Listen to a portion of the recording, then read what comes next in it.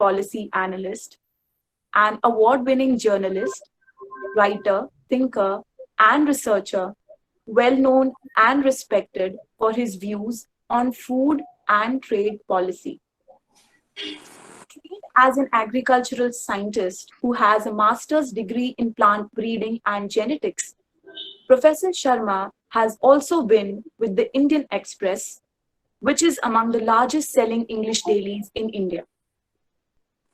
The popular Indian weekly magazine, The Week, in its Independence Day special edition, which was issued on August 16, 2009, listed Professor Sharma among the 25 most valuable Indians. He has also been recently awarded with the honorary degree of Professor at Large by the CSK Himachal Pradesh Agricultural University, Palampur. The concept of Kalahandi syndrome has been given by him. Moreover, he has had the privilege that one of his talks was chaired by the legendary Nelson Mandela himself.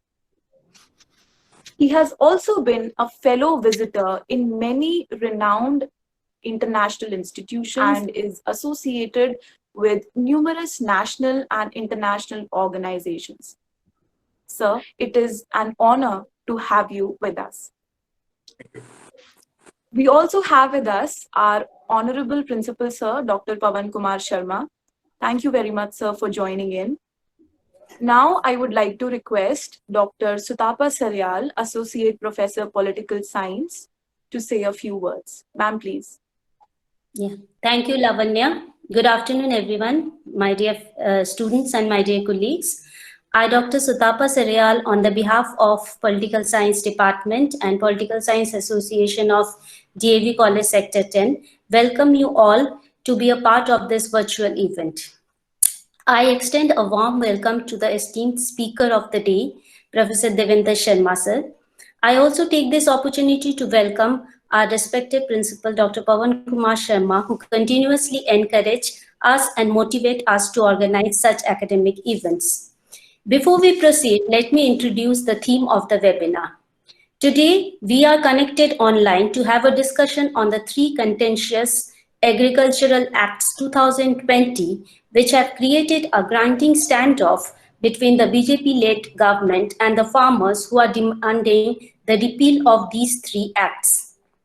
Farmers have been on the boil for the last few years in India. While more than half of the Indians work on the farms, yet farming sector accounts for barely 6% of the country's GDP.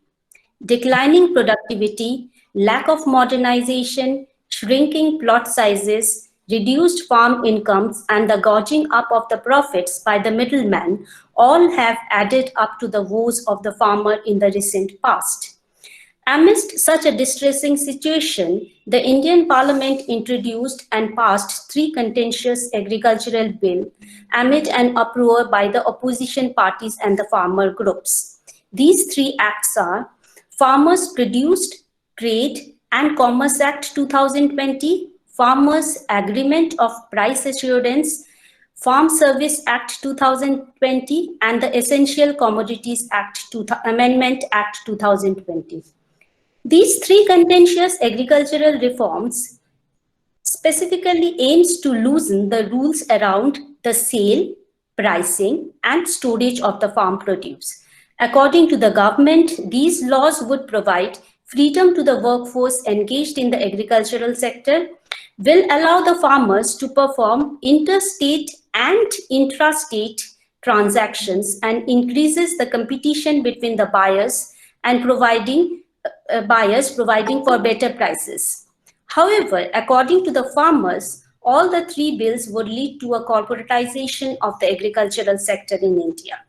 They argue that not only the new setup will create fragmented markets with different sets of rules, but also weaken regulatory structures that will create a more uneven playing field for the farmers. In order to broaden our understanding on all these three contentious laws, students, we feel blessed to have among us Professor Devendra Sharma trade and policy analyst, and an expert on Indian agricultural policies, who will enlighten us on different aspects of the Farm Acts 2020. Once again, I extend a warm and heartiest welcome to you, sir. And all of us are eagerly waiting to hear your expert opinion. But before we formally start on, I welcome our respected principal, Dr. Pawan Kumar Sharma, and request him to share few words of wisdom and encourage us all in our academic endeavor. Thank you, sir. Welcome, Principal, sir. Thank you, Dr. Sutapa, and great welcome to you, sir. Yes, sir. You have been part of us. We consider you as one of the, friends of DAV. And so I don't think there could have been a better person to talk about the issues of farmers in the present times. Two people that come to my mind, who have been dealing with that issue for decades along, I think. These two people are P. Sainath and Dr. Devinder Sharma. So these two people have been trying to look at the various issues and intricacies related to the farmers' issues, the issues of agriculture, food stocks, and all that kind of stuff with single-minded passion. And with a lot of research has gone into their studies. So today we are blessed to have somebody like Dr. Sharma to talk about these issues. So frankly speaking, we are all in the dark. We have not been able to, understand anything about these farm acts.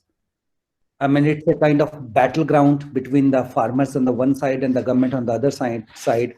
Both the sides claim to have done something or, doing something for the benefit of the farmers. And thus, during COVID-19 times, this pandemic, we have been talking about the second wave of things which are going to be very damaging for humanity. So now we have got the second wave of reforms to me. So that is how I feel. Ultimately, it all started in 1991 when everything was thrown into the hands of the corporate world. And we all have come to realize one thing, that the ultimate solution to the problems is, going to be through the neoliberal market-oriented economics.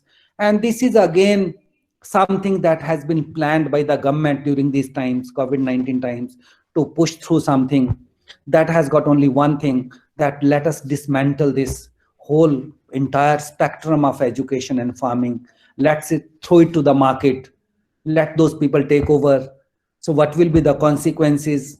So we are not aware of anything, because we have got a lot of people today who say that Indian economy has undergone a lot of change and shift for the better due to the Manmohanics that came into being in the 1990s.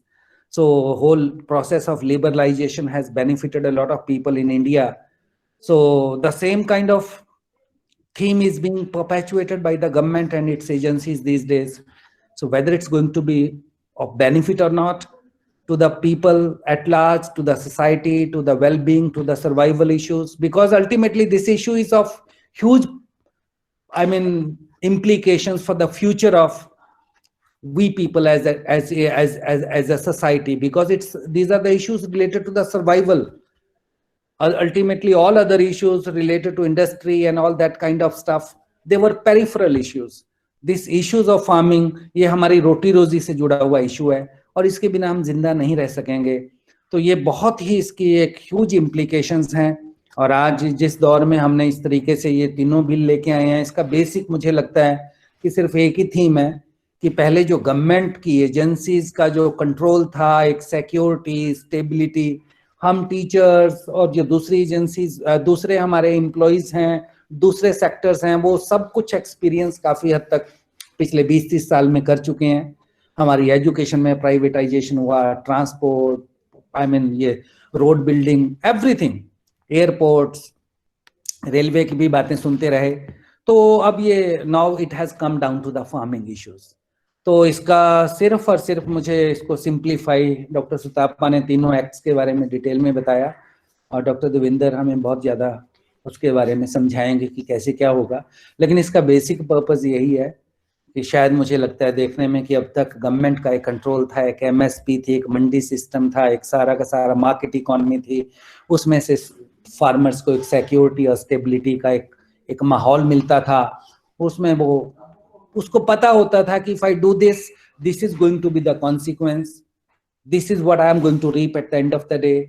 लेकिन अब उस system से निकल के इस उम्मीद से कि और एक बेहतर दुनिया बनेगी, so we are throwing it to the market कि let us open it out, let us dismantle everything, let us deconstruct the whole philosophy of government controls and that kind of regime।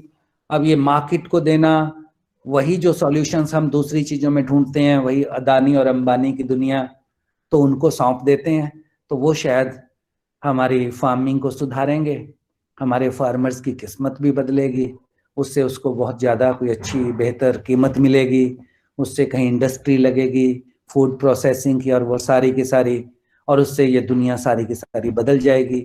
इस उम्मीद से शायद उसी दिशा में एक और ये कदम है। अब इसके क्या कॉन्सिक्वेंसेस होंगे, and somebody like Devendra Sharma, because they have been doing a lot of research, they have got the mind and imagination to think about the future implications of this whole thing, क्योंकि एक भी गलत स्टेप लिया गया तो हमारा सारा सर्वाइवल उससे खतरे में पड़ जाएगा। तो we have to be very careful, we have to use all our imagination, we have to have the eyes to look into the future। On this depends the whole future of India as a nation। पहले भी दौर में जब drought पड़ा करते थे तो सिर्फ ये था कि जब जो देश खाने पीने में सेल्फ सफिशिएंट नहीं है, तो वो देश को कोई उसकी जो सॉवरेंटी, उसकी जो ऑटोनमी है, उसको बचाना फिर बहुत मुश्किल हो सकता है। तो मैं एक बार फिर डॉक्टर सुतापा का thank you, they have been able to get hold of somebody like Devendra Sharma during these times, क्योंकि आजकल तो ये लोग हैं, 2-3 जो लोग हैं, they have been trying to enlighten us. So thank you again, I welcome doctor Devendra, please eager to listen to you, sir. Thank you so much. Thank you, Sharma ji. Thank you very much for this wonderful, I would say, inspiration कि भाई मुझे आगे in another half an hour or 45 minutes मुझे किस चीज़ पे dwell करना है। बहुत बहुत धन्यवाद सर आपका। Thank you, Dr. Sutapa. You were really very insistent कि मुझे आना ही है, and I'm so happy that one could also spare time, because आजकल इतना प्रेशर है मीडिया का कि शायद ही एक मिनट कहीं आप को अपने लिए फुर्सत मिलती है। That is having said that, ये इशू इतना इम्पोर्टेंट है, जैसा कि प्रिंसिपल पवन शर्मा जी ने कहा, इसको समझना मुझे लगता है कि स्पेशली स्टूडेंट्स के लिए कि बहुत ही ये महत्वपूर्ण है, because here you will be forming, as principal साहब सेड, कि आपकी जो बेसिक अंडरस्टैंडिंग है कि ये इस समय और जो फ्यूचर आपकी सोच है एंड इमेजिनेशन है कि हमें आगे किस गति से या किस दिशा में हम लोग जा रहे हैं, I think is a very crucial aspect which I think let us try to look into it कि भाई क्यों देश में ये जरूरत पड़ी, why do we need these 3 laws to come in, and of course we all know कि why at such a crucial time when the country is in a lockdown, and also कि इतनी अर्जेंसी इन्हीं चीज़ों को लाने के लिए क्यों थी, why there could not have been a better debate and deliberation across the country among academic institutions, among intellectual bodies, among farmers groups and so on and so forth। चलिए इन सब पे चर्चा करते हैं, पर पहले हम इसका थोड़ा बैकग्राउंड देखने की कोशिश करते हैं। जब हरित क्रांति हुई 1965-66 में हरित क्रांति शुरुआत हुई थी, तो 1965 में वाइट रेवोल्यूशन का शुरुआत हुई थी डेयरी कोऑपरेटिव्स के माध्यम से, और 66 में हमारे पॉलिसी मेकर्स ने, और मैं उनकी दाद देता हूँ, उन्होंने 2-3 चीज़ें बहुत महत्वपूर्ण की। पहली बात तो यह है कि आप सब जानते हैं कि India was a country living in what is called a ship to mouth existence, कि जहाज से अनाज आता था सीधा गरीब के पेट में जाता था। We were in such a condition and we wanted to become self sufficient in food grain production. तो जब वो टेक्नोलॉजी ग्रीन रेवोल्यूशन की आई, तो पॉलिसी मेकर्स ने 2 ऐसी प्लैंक्स ऑफ स्ट्रेटेजी या जो स्ट्रक्चर ऑफ चेंजेस होने चाहिए थे वो अडॉप्ट किए और वो इंट्रोड्यूस किए। मुझे लगता है कि वो बहुत महत्वपूर्ण डेवलपमेंट थी। 2 चीज़ें की उन्होंने। देखिए, अगर पैदावार ज़्यादा बढ़ती है, लेट अस से कि अगर टेक्नोलॉजी से, ग्रीन रेवोल्यूशन टेक्नोलॉजी से हम ये मानते हैं कि पैदावार बढ़ेगी, तो जब बढ़ेगी तो जब पैदावार सरप्लस हो जाएगी और हार्वेस्ट के टाइम पर हम देखेंगे कि प्राइसेस क्रैश करते हैं। ये तो हिस्टोरिकल एविडेंस है इसका, हर जगह पे ऐसे ही होता है, दुनिया में कहीं भी हो तो प्राइसेस क्रैश होते हैं। जब प्राइसेस ही क्रैश हो जाएंगे इंक्रीज प्रोडक्शन के बाद, तो फार्मर्स के लिए कोई इंसेंटिव नहीं होगा to go back into cultivating the same crop. तो पॉलिसी मेकर्स ने उसके लिए एक मिनिमम सपोर्ट प्राइस का एक प्रावधान लेके आए। वो उसका मतलब ये था कि मिनिमम सपोर्ट प्राइस की किसान के लिए उन्होंने एक न्यूनतम मूल्य अनाउंस कर दिया, और उसके ऊपर अगर कोई खरीदता है तो he is welcome, private trade आए जो भी खरीदे। लेकिन जब उसके नीचे कोई खरीदने को तैयार नहीं है, उसके ऊपर कोई खरीदने को तैयार नहीं है, सॉरी, तो सरकार FCI का उन्होंने गठन किया उस समय पे, फूड कॉर्पोरेशन ऑफ इंडिया का, वो स्टेप इन करेगी और वो जो प्रोड्यूस है, जो भी मंडी में आया है, वो सरकार खरीद लेगी FCI के माध्यम से। FCI उस समय उसका गठन भी हुआ था क्योंकि इतना वॉल्यूम आएगा प्रोडक्शन का कि वो किसी के बस में नहीं होगा कि उसको कंट्रोल करना है, इस लेवल पे मैनेज करना। तो FCI को लाया गया, FCI का गठन किया गया विद द ट्विन ऑब्जेक्टिव। एक तो आप मॉप अप करेंगे जो भी मंडियों में आएगा, सेकेंडली आप उसको डिस्ट्रीब्यूट करेंगे to the deficit areas by way of PDS। तो ये तो एक FCI का रोल था। और APMC मंडियां, रेगुलेटेड मंडियां जो थी, मार्केट्स का गठन किया गया क्योंकि ट्रेडर्स जो है वो एक्सप्लॉइट करते थे। सर छोटू राम के टाइम से ये बात जो है बहुत महत्वपूर्ण थी, वो इसको इंट्रोड्यूस किया उन लोगों ने कि एक रेगुलेशन होनी चाहिए मंडियों की, और वो आते आते ये APMC मंडी का एक्ट बना और APMC मंडी के अंदर ही MSP का जो प्रावधान था उसको इंट्रोड्यूस किया गया, और FCI जो है वो उसमें एंटर करती थी उस APMC मंडी में। ये सारा स्ट्रक्चर, क्योंकि ग्रीन रेवोल्यूशन एरियाज अगर आप जानते हैं तो प्राइमरीली पंजाब और हरियाणा और थोड़ा हिस्सा वेस्टर्न यूपी का उसमें स्प्रेड आउट किया गया।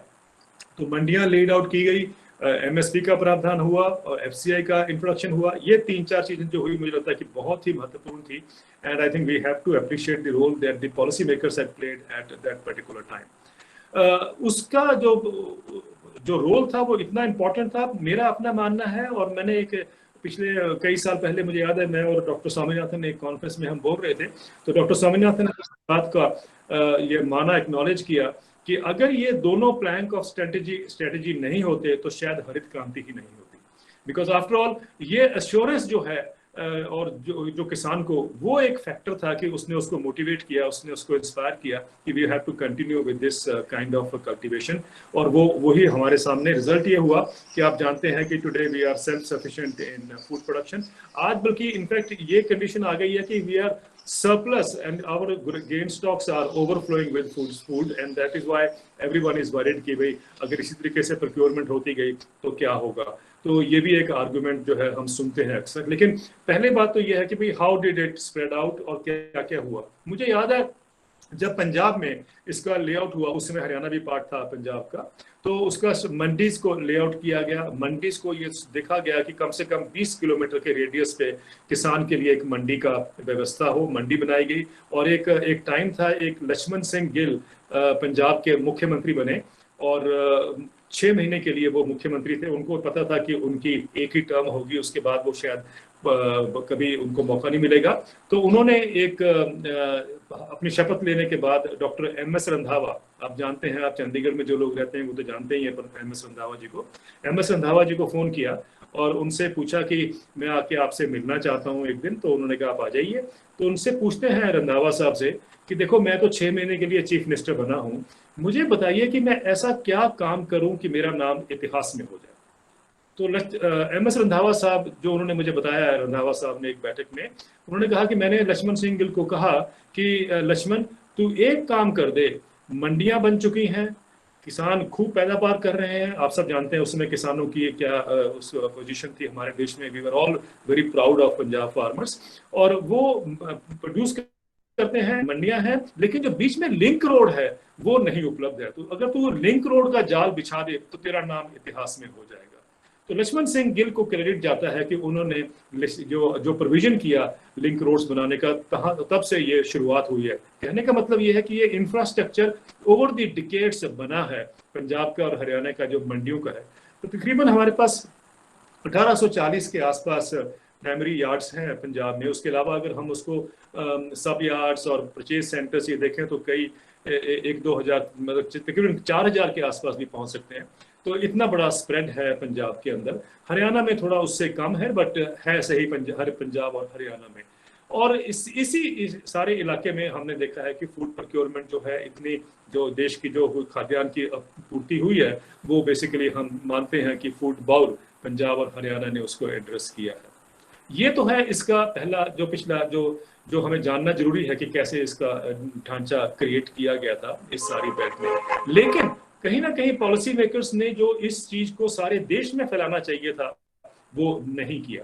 Successive governments fail to actually spread this entire model in the rest of the country. Result ये हुआ कि मुझे याद है शांता कुमार कमेटी ने एक बार मुझे भी बुलाया था, और जब मैं उनके पास गया तो वहां ये बात पूछी गई थी कि मैंने कहा था कि तकरीबन 30% जो किसान हैं देश के, वो प्रोक्योरमेंट का उनको या एमएस का उनको लाभ मिलता है, और वो जो किसान है by and large Punjab and Haryana में है। और ये गेहूं और धान की हम बात कर रहे हैं, क्योंकि 2 क्रॉप्स हैं जिनको प्रेजेंट किया जाता है, तो जिनको हम प्रोक्योर करते हैं। तो मुझे पूछा उन्होंने, शांता कुमार जी ने, कि इसका क्या रेफरेंस क्या है, इसका ये सोर्स क्या है जो आप इंफॉर्मेशन दे रहे हैं। मैंने कहा जी ये क्योंकि 30% अप्रोक्सीमेटली, जब ये मीटिंग की बात जब हुई थी चर्चा, तब की मैं बात कर रहा हूँ, तो सरकार प्रोक्योर करती है व्हीट एंड राइस को। तो मेरा मानना है क्योंकि हमारे देश में छोटे किसान है, तो रफली 30% के आसपास ही किसान होंगे जिनको प्रोक्योरमेंट का बेनिफिट होता होगा। तो उन्होंने अपने एक्सपर्ट्स से पूछा जो उस मीटिंग में थे, उन्होंने कहा जी कि हमें मालूम नहीं है। इवेंचुअली शांता कुमार कमेटी ने ये डाटा दिया हमें कि 6% किसानों को ही देश में एमएसपी मिलता है। सारे देश में 6% किसानों को एमएसपी मिलता है, और 94% जो किसान हैं वो मार्केट्स के ऊपर डिपेंडेंट हैं।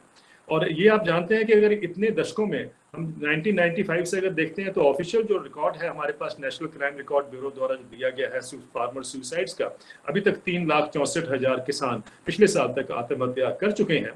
तो अगर ये सिचुएशन है, तो अगर मार्केट्स इतनी एफिशिएंट होती, तो ऑब्वियसली आप भी मानेंगे कि हमारी जो एग्रेरियन क्राइसिस है इतना भयंकर नहीं होता, और हमारे किसान जो है वो एमएसपी की बात ही नहीं करते। अगर उनको ऑलरेडी हायर प्राइस मिलता होता तो एमएसपी की बात नहीं करते।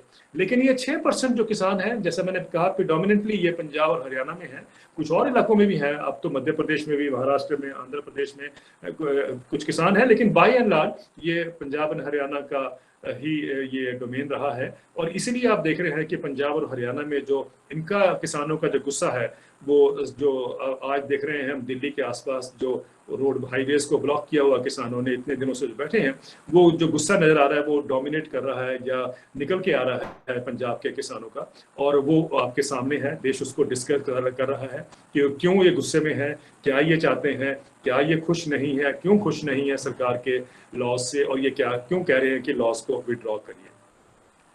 किसान जो है ये हम मान के चलते हैं कि बेचारा है एक तो, और ये अनपढ़ है, ये भी हम जानते हैं, और किसान जो है समझता नहीं है, उसको कोई भी वर्गला सकता है, ये भी हम मानते हैं। पॉलिटिकली जो है ये मोटिवेटेड है, ये भी कहा जाता है। तो ये अक्सर जो भी ये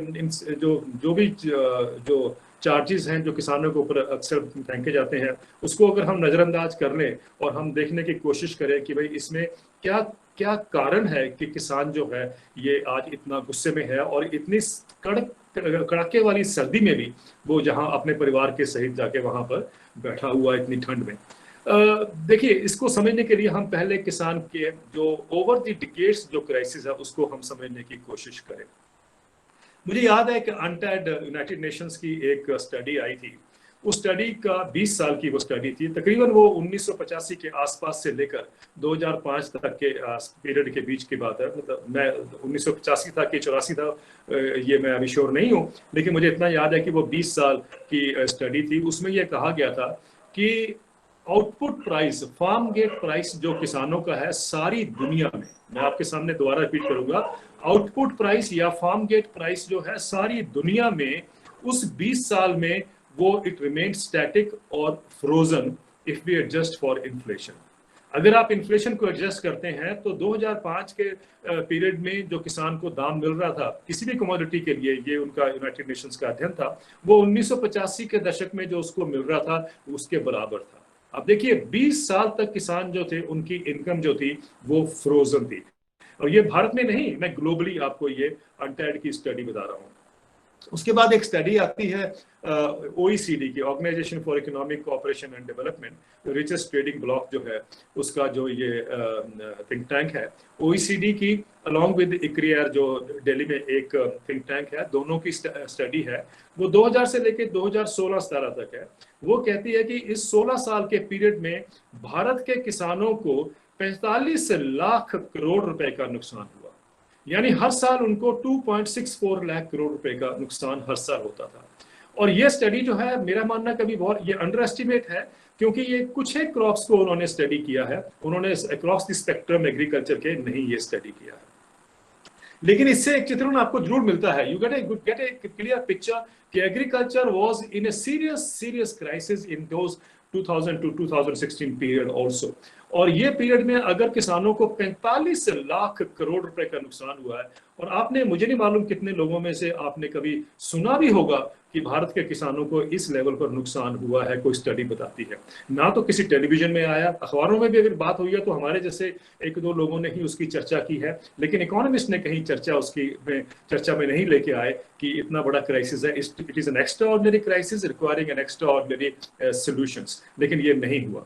उसके बाद मुझे याद है कि नीति आयोग की भी स्टडी है, वो ये कहती है कि सन 2011-12 से लेके 2015-16 में, यानी ये 5 साल के पीरियड में, जो रियल फार्म इनकम की ग्रोथ है भारत में, वो लेस देन 0.5% है हर साल, यानी टू बी एग्जैक्ट 0.44% उन्होंने कहा है ये उनकी ग्रोथ हुई है हर साल फार्म इनकम की।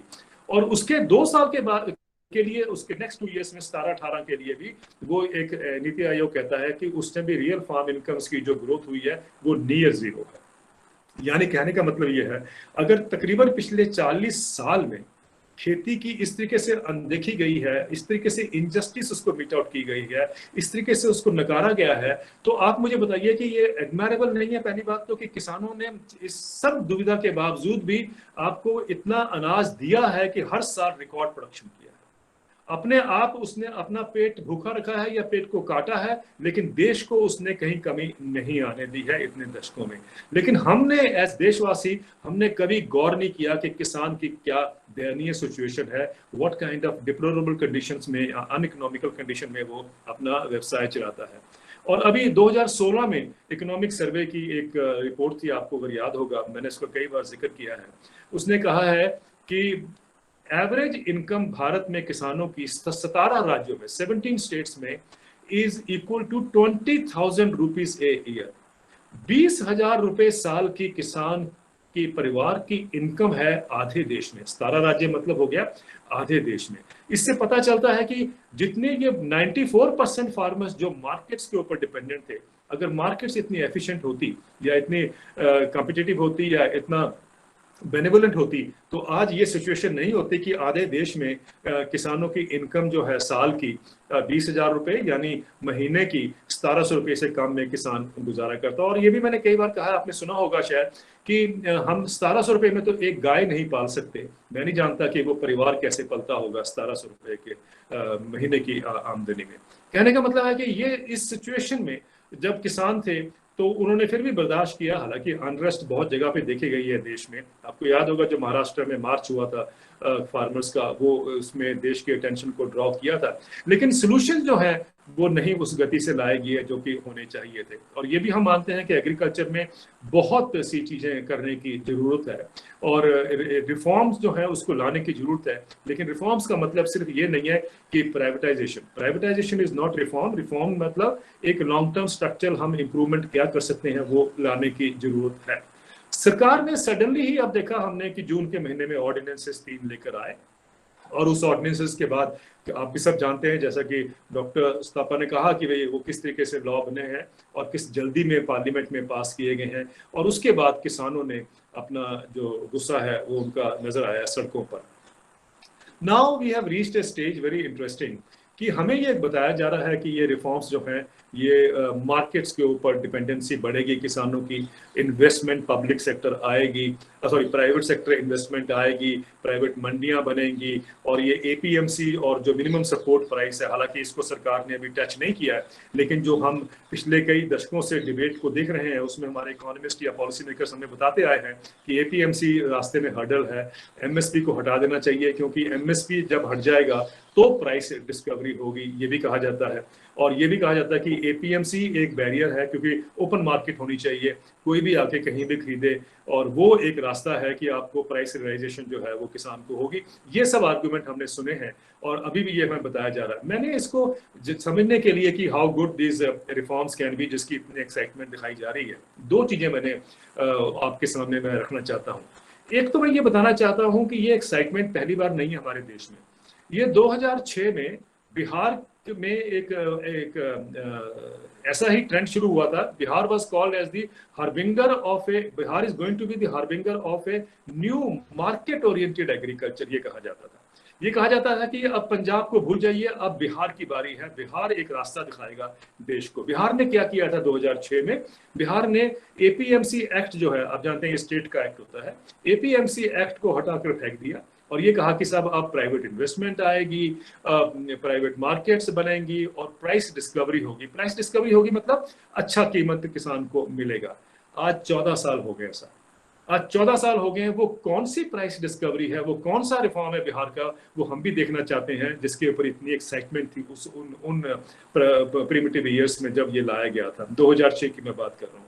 आज 14 साल हो गए हैं और इस साल पंजाब में जो धान लाया गया है बिहार से लाके, क्योंकि वहां पर जो एवरेज प्राइस है जिसपे बिकता है धान वो 1100, 1200, 1300 रुपए पर क्विंटल है, और पंजाब में वो 1888 रुपए अगर इस साल का एमएसपी है तो किसान को उतना मिलेगा ही मिलेगा। तो बिहार से और यूपी से इस साल तकरीबन 50 लाख टन धान जो है वो बिहार से लेकर ट्रेडर्स लाके यहाँ पर पंजाब में बेचे हैं उन्होंने, और उसके ऊपर कई एफआईआर भी हुई हैं, बहुत चर्चा में रहा अखबारों के अंदर। लेकिन हमें ये जानना बहुत जरूरी है कि ये after all 50 lakh ton is not a small quantity, और वहां के ट्रेडर्स मजबूरी में या जैसे भी है जानते हुए कि इससे इलीगल लाके पंजाब में बेचते हैं।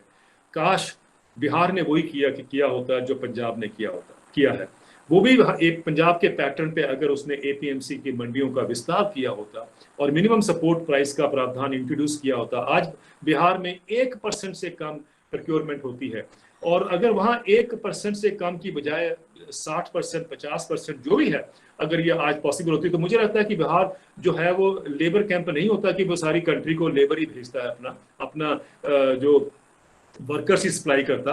आज वहां के किसान भी एक खुशहाली के लेवल पर बड़े होते। तो अगर हम पंजाब से भी हम आस्ते आस्ते एमएसपी को हटाएंगे जैसा कि किसान कह रहे हैं, उसके अगर आपकी सोच है कि भी ऐसा सरकार कह रही है नहीं हटेगा, वो आस्ते आस्ते हटेगा, ये हम सब जानते हैं। एपीएमसी भी आस्ते आस्ते हटेंगी, रिडंडेंट होती जाएंगी।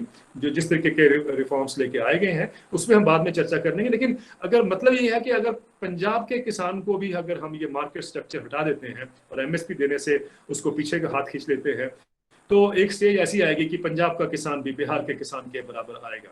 मेरा सोच ये है कि हमें ऐसा कुछ डेवलपमेंट करना चाहिए, मॉडल लेके आना चाहिए विकास का, जिसमें बिहार का किसान भी पंजाब के लेवल पर आए, ना कि उल्टा हो।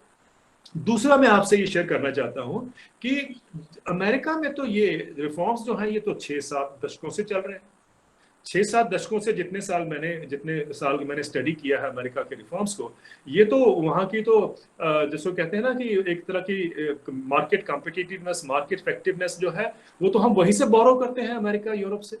और तो अमेरिका और यूरोप में क्या हाल है, जो मेरा अध्ययन कहता है कि अमेरिका में ये, जैसे मैंने आपसे पहले कहा कि ये 6-7 दशकों से वहां पर उससे पहले से चल रहा है। अमेरिका एक्चुअली हर 5 साल के बाद एक फार्म बिल लेके आता है।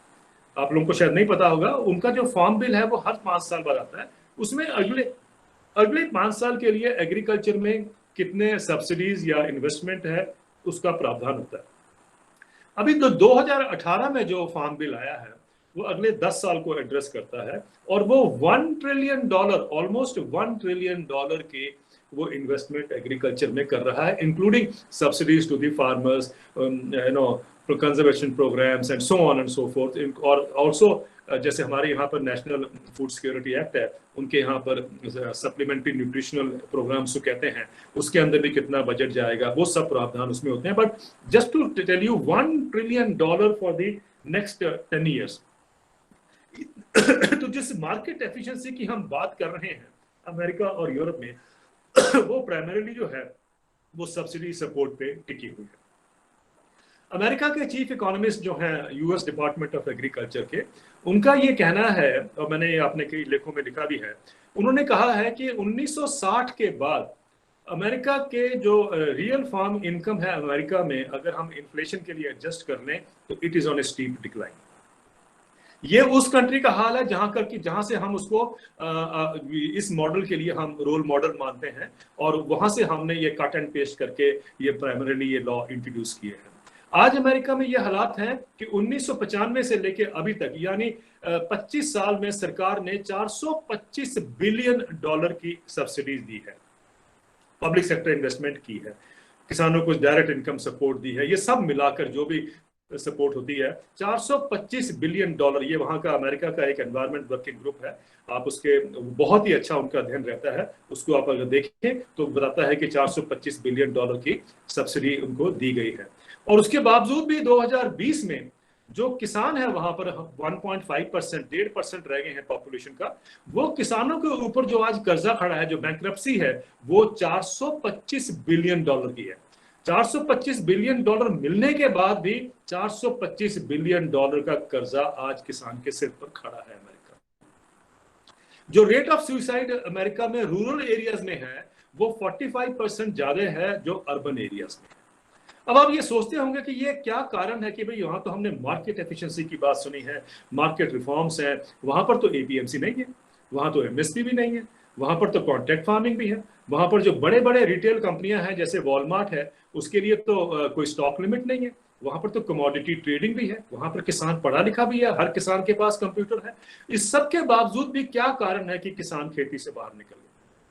और आज सिचुएशन ये है, उससे पहले अगर हम देखना चाहें कि डोनाल्ड ट्रंप के जो सेक्रेटरी है एग्रीकल्चर के, अभी जो प्रेजेंटली जो राष्ट्रपति हैं, उनके एग्रीकल्चर सेक्रेटरी ने साहब ने कहा है कि अमेरिका में the big gate bigger, the smaller go out. और अगर मैं 1980 के दशक में आपको लेके चलूं तो उस समय रोनाल्ड रीगन साहब के जो एग्रीकल्चर सेक्रेटरी साहब थे, उनकी स्टेटमेंट है, वेरी इनफेमस स्टेटमेंट, बहुत उस पर क्रिटिसिज्म हुआ था। उसमें कहा था गेट बिग और गेट आउट। तो यही हुआ, वहां पर गेट बिग, कॉर्पोरेट्स बढ़ते गए, एक्सपैंड करते गए। आज मैंने कहा कि 1.5% पॉपुलेशन रह गई है एग्रीकल्चर में, और लेकिन America still is the world biggest producer of agriculture commodities. America सबसे बड़ा प्रोड्यूसर है। क्यों? क्योंकि वो जो हम वहां की एग्रीकल्चर की बात करते हैं तो we talk of corporations, huge machines, that kind of structure जो अमेरिका में उपलब्ध था। एक उदाहरण दूंगा मैं आपको डेयरी सेक्टर का। पिछले 10 साल में अमेरिका में 10 साल के अंदर 17,000 डेयरी फार्म बंद हो गए। क्यों बंद हो गए? क्योंकि किसानों के जो प्राइसेस हैं जो मिलते थे दूध में, वो क्रैश कर गए। जब वो क्रैश कर गए तो किसानों ने आत्महत्या की, अपने डेयरी फार्म्स बंद किए और बाहर निकल गए खेती से।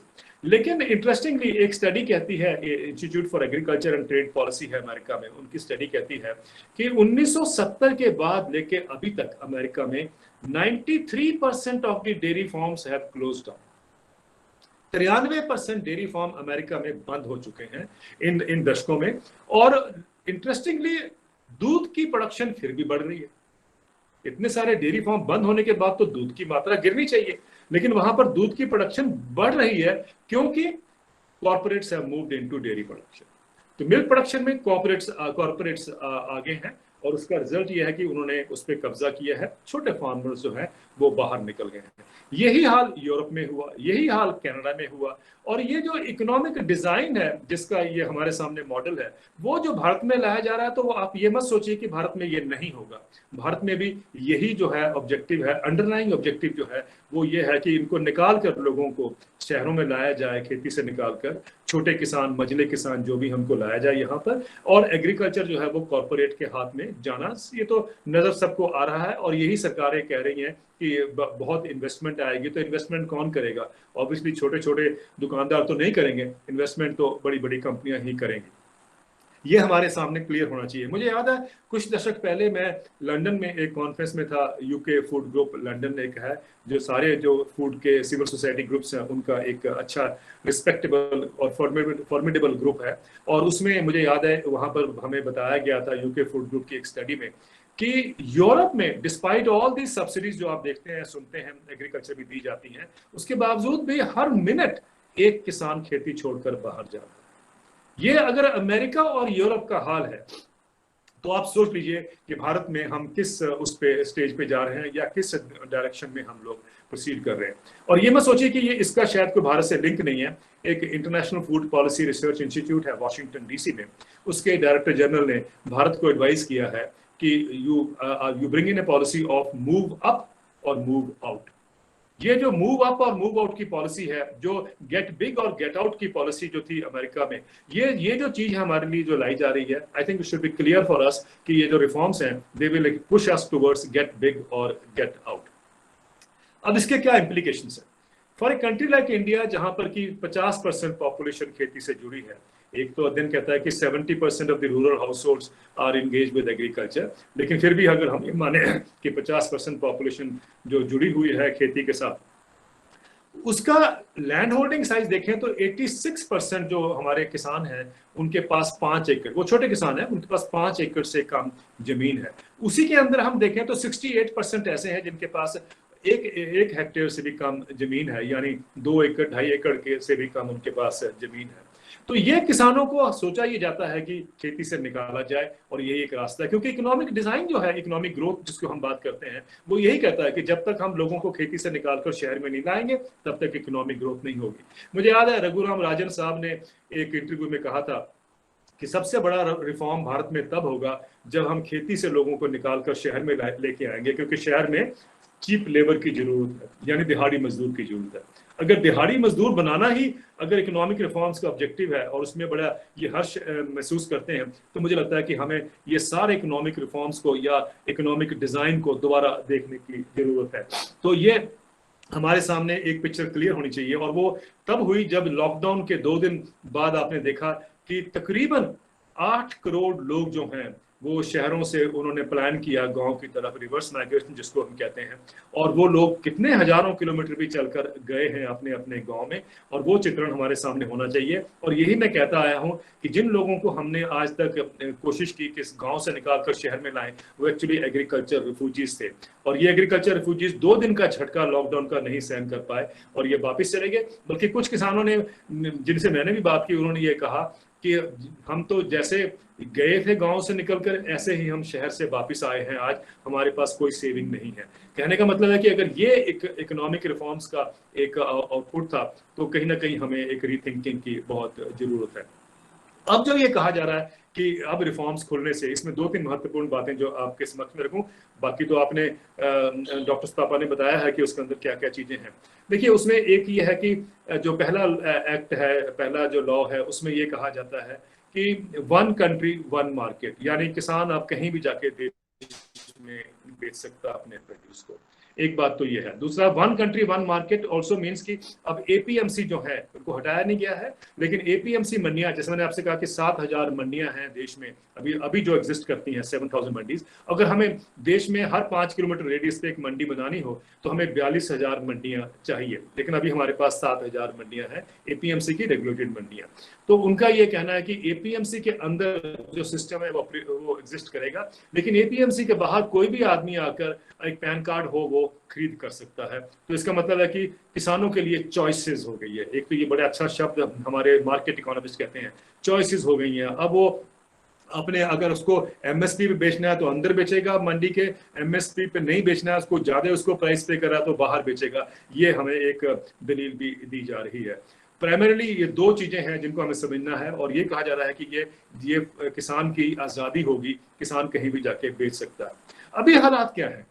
अभी हालात ये समझें कि इसमें कोई वो नहीं है, शक नहीं है कि एपीएमसी का एक दायरा होता है, उसके अंदर किसान को प्रोड्यूस मंडी में लेके आनी है, लेकिन सिर्फ गेहूं और धान की ही खरीद होती है उसके अंदर एमएसपी के ऊपर बाकी क्रॉप्स की नहीं होती है। एक दो हैं कुछ क्रॉप जिनको कभी सरकार खरीदती है, पल्सेस हो या कॉटन हो इस तरीके से, लेकिन अदरवाइज बाय एंड लार्ज गेहूं और धान की प्रोक्योरमेंट ही होती है। बाकी क्रॉप्स जो है वो एज यूजुअल वो अपने मार्केट्स के जैसे नॉर्म्स होते हैं, नॉर्म्स हो या जो भी है उस पर बिकती है। और ये कहना कि बाहर जो है उसके साथ में किसान को अब एक आज़ादी मिल गई है, वो भी हम समझने की कोशिश करेंगे। लेकिन सबसे पहले बड़ी बात यह है कि सारे देश में, जैसे मैंने आपसे पहले कहा कि 86% फार्मर्स जो हैं वो स्मॉल हैं, 5 एकड़ से कम उनके पास जमीन है। उनका तो इतनी कैपेसिटी नहीं होती है कि वो एक डिस्ट्रिक्ट से जाके दूसरी डिस्ट्रिक्ट में जाके अपना प्रोड्यूस बेच पाए। तो उनको क्या मतलब है कि आप यहाँ से लेके बिहार में जाके बेचें या यहाँ से लेके पंजाब से लेके आप बेंगलोर में बेचें और आप वहां पर कीमत ज्यादा मिलेगी, आप उसको keep a watch on it, कितना ज्यादा मिलेगी। अगर मैंने मान लिया कहीं पर 50 रुपए ज्यादा भी मिल रहे हैं, 100 रुपए ज्यादा भी मिल रहे हैं, आप उसका भाड़ा ही देख लीजिए वो कैसे वो उसको मीट करेगा या एड्रेस कर पाएगा उस इशू को। कहने का मतलब है ये एक तरह का हमें एक सपना दिखाया गया कि ऐसा होगा, ये रियलिटी नहीं है। रियलिटी बस ये है कि किसान को चाहिए एक मंडी उसके घर के कितने नजदीक हो या उसके खेत के कितने नजदीक हो। तो 5 किलोमीटर रेडियस में अगर हम मंडी को एक नेटवर्क और विस्तार से बनाते हैं, वो किसान की आज जरूरत है। दूसरी बात यह है कि ये कहा जा रहा है कि भाई एपीएमसी मंडी में उसको एमएसपी मिलेगा, उसके अगर ज्यादा मिलता है तो बाहर जाके वो बेचेगा। ये सब किसान जानते हैं कि एपीएमसी मंडी में भी आपको ज्यादा मिल सकता है प्राइस, क्योंकि मैंने आपसे पहले कहा था कि पहले प्राइवेट ट्रेड आएगी, वो खरीदेगी, जब उसको नहीं मिलेगा प्राइस तब सरकार जाके उसके अंदर एंटर कर दी है। एक बात तो ये होगी। लेकिन ये जो धारणा है कि बाहर आके बेचेगा, उसका पंजाब के उसके हिसाब से अगर हम देखते हैं तो हमें समझना थोड़ा जरूरी है। पंजाब में 6% टैक्स है जो ट्रेडर के ऊपर लगता है जब वो जब भी कुछ चीज खरीदना चाहता है मंडी में। वो जो 6% टैक्स है वो टोटल तकरीबन 3,500 करोड़ रुपए बनता है साल का, जिससे मंडियों का रखरखाव भी होता है और उस पैसे से विलेज लिंक रोड, जो मैंने आपसे कहा था तकरीबन 70,000 किलोमीटर का पंजाब में लिंक रोड का नेटवर्क है, उसका भी जो है रखरखाव वो उसके ही पैसे से होता है। तो उसमें रूरल डेवलपमेंट फीस है और मंडी फीस है, ये दो चीजें ट्रेडर को देनी है। अब ये जो टैक्स है ये अगर बाहर अगर देना हो, किसान को खरीदना हो प्रोड्यूसर ट्रेडर ने, तो उसको वहां पर टैक्स नहीं देना पड़ेगा। यानी गेहूं के मामले में हम ले लें तो तकरीबन ₹60 पर क्विंटल पे टैक्स लगता है ट्रेड को, और वो जो अगर बाहर खरीदेगा तो वो उसको टैक्स नहीं देना है। तो कौन सा जो बिग कंपनी है वो आके मंडी में खरीदना चाहेगी? इसका मतलब जैसे कि पंजाब में ऑलरेडी हो चुका है, कॉटन के लोगों ने भी, कॉटन के कंपनीज ने बोला कि हम अंदर नहीं खरीदेंगे, तो सरकार ने टैक्स रिड्यूस कर दिए। फिर उसके बाद बाकी बासमती के जो हैं ट्रेडर्स वो भी कह रहे हैं कि हम अंदर नहीं खरीदेंगे क्योंकि हमें टैक्स देना पड़ेगा, तो वहां भी सरकार विड्रॉ कर रही है। कहने का मतलब आस्ते आस्ते ये विड्रॉल सिम्टम जो है ये मंडियों को खत्म करता जाएगा, लुप्त हो जाएंगी मंडियां, और जब मंडी लुप्त हो जाएंगी तो एमएसपी के ऊपर तो उसका सीधा प्रहार पड़ेगा ही और प्रहार होगा। और दूसरा यह है कि एमएसपी के ऊपर कई सालों से एफर्ट चल रहा है कि ओपन एंडेड प्रोक्योरमेंट, यानी जो भी किसान लेके आता है मंडियों में उसको सरकार खरीदती है, उससे निकला जाए, उससे हटा जाए। ये बहुत सालों से चल रहा है, किसान इसको जानते हैं, समझते हैं कि ये ऐसा प्रयास क्यों हो रहा है। कई बार वो पंजाब सरकार को सचेत कर चुके हैं कि अगर ऐसा आपने किया तो यहाँ पर विद्रोह हो जाएगा, ऐसी भी भाषा उन्होंने यूज की है। और हमने देख ही लिया है कि जिस तरीके का रोष पंजाब में नजर आया है, किसान जिस गुस्से में जाके आज दिल्ली बैठे हैं और जिस तरीके से उनको सोसाइटी की सपोर्ट मिल रही है, वो भी एक अनप्रेसिडेंटेड है। कभी ऐसा हुआ नहीं है कि वहां पर आपको सैनिटरी पैड से लेके, खाने के अलावा सैनिटरी पैड से लेके, फुट मसाज से लेके, आपके लिए हर चीज वहां उपलब्ध है। टूथपेस्ट हो, कोई भी चीज आपको चाहिए वो आपको फ्रीली अवेलेबल है वहां पर। जैकेट्स हो सर्दी के लिए, ओवरकोट्स हो, कंबल हो, सब कुछ वहां पर लोग प्रोवाइड कर रहे हैं। ये पंजाबी कल्चर है जिसको आप सब भली भांति जानते हैं। बट नेवरदीलेस द इशू इज कि क्या ये जो सिस्टम है, अभी सरकार कह रही है कि एमएसपी नहीं हटेगा, लेकिन वो किसान भी जानते हैं कि एमएसपी आस्ते आस्ते हटेगा। इसका नुकसान क्या होगा? अभी देखिए, एक वायर ने एक स्टडी की है, उन्होंने सरकार के ही आंकड़े लेकर उन्होंने देखा कि अक्टूबर और नवंबर 2 महीनों में जो सारे देश में बेचा गया है किसानों द्वारा, अगर किसानों को एमएसपी में बेचना होता या एमएसपी मिला होता, मैं सिर्फ गेहूं और धान की बात नहीं कर रहा हूं, मैं सभी क्रॉप्स की बात कर रहा हूं, तब किसानों को 1900 करोड़ रुपए का और ज्यादा फायदा होता। यानी अभी जो उन्होंने अक्टूबर नवंबर में 2 महीने में जो नुकसान किसानों को उठाना पड़ा है क्योंकि एमएसपी पे नहीं खरीद हुई है, वो 1900 करोड़ रुपए की है। मुझे नहीं नजर आता कि हम में से किसी को ऑब्जेक्ट करना चाहिए कि एमएसपी क्यों ना लीगल प्रावधान बना दिया जाए, क्यों ना लीगल अधिकार किसानों का बना दिया जाए। अक्सर ये कहा जाता है कि जब भी किसान ये कहते हैं कि एमएसपी को लीगल अधिकार बना दीजिए, तो हमारे इकोनॉमिस्ट देश के कहते हैं कि किसान लेजी है। मैंने सुना है कि स्टेट बैंक ऑफ इंडिया के चीफ इकोनॉमिस्ट ने एक आर्टिकल में लिखा है कि ये गेहूं और धान वाले जो किसान हैं ये लेजी फार्मर हैं, इनको पता है कि प्रोड्यूस किया, मंडी में फेंक दिया, पैसा मिल गया, उनका ये कहना है। लेकिन आप ये देखिए कितनी शर्म की बात है कि इकोनॉमिस्ट हमारे किसानों को लेजी इकोनॉमिस्ट कहते हैं, लेजी फार्मर्स कहते हैं।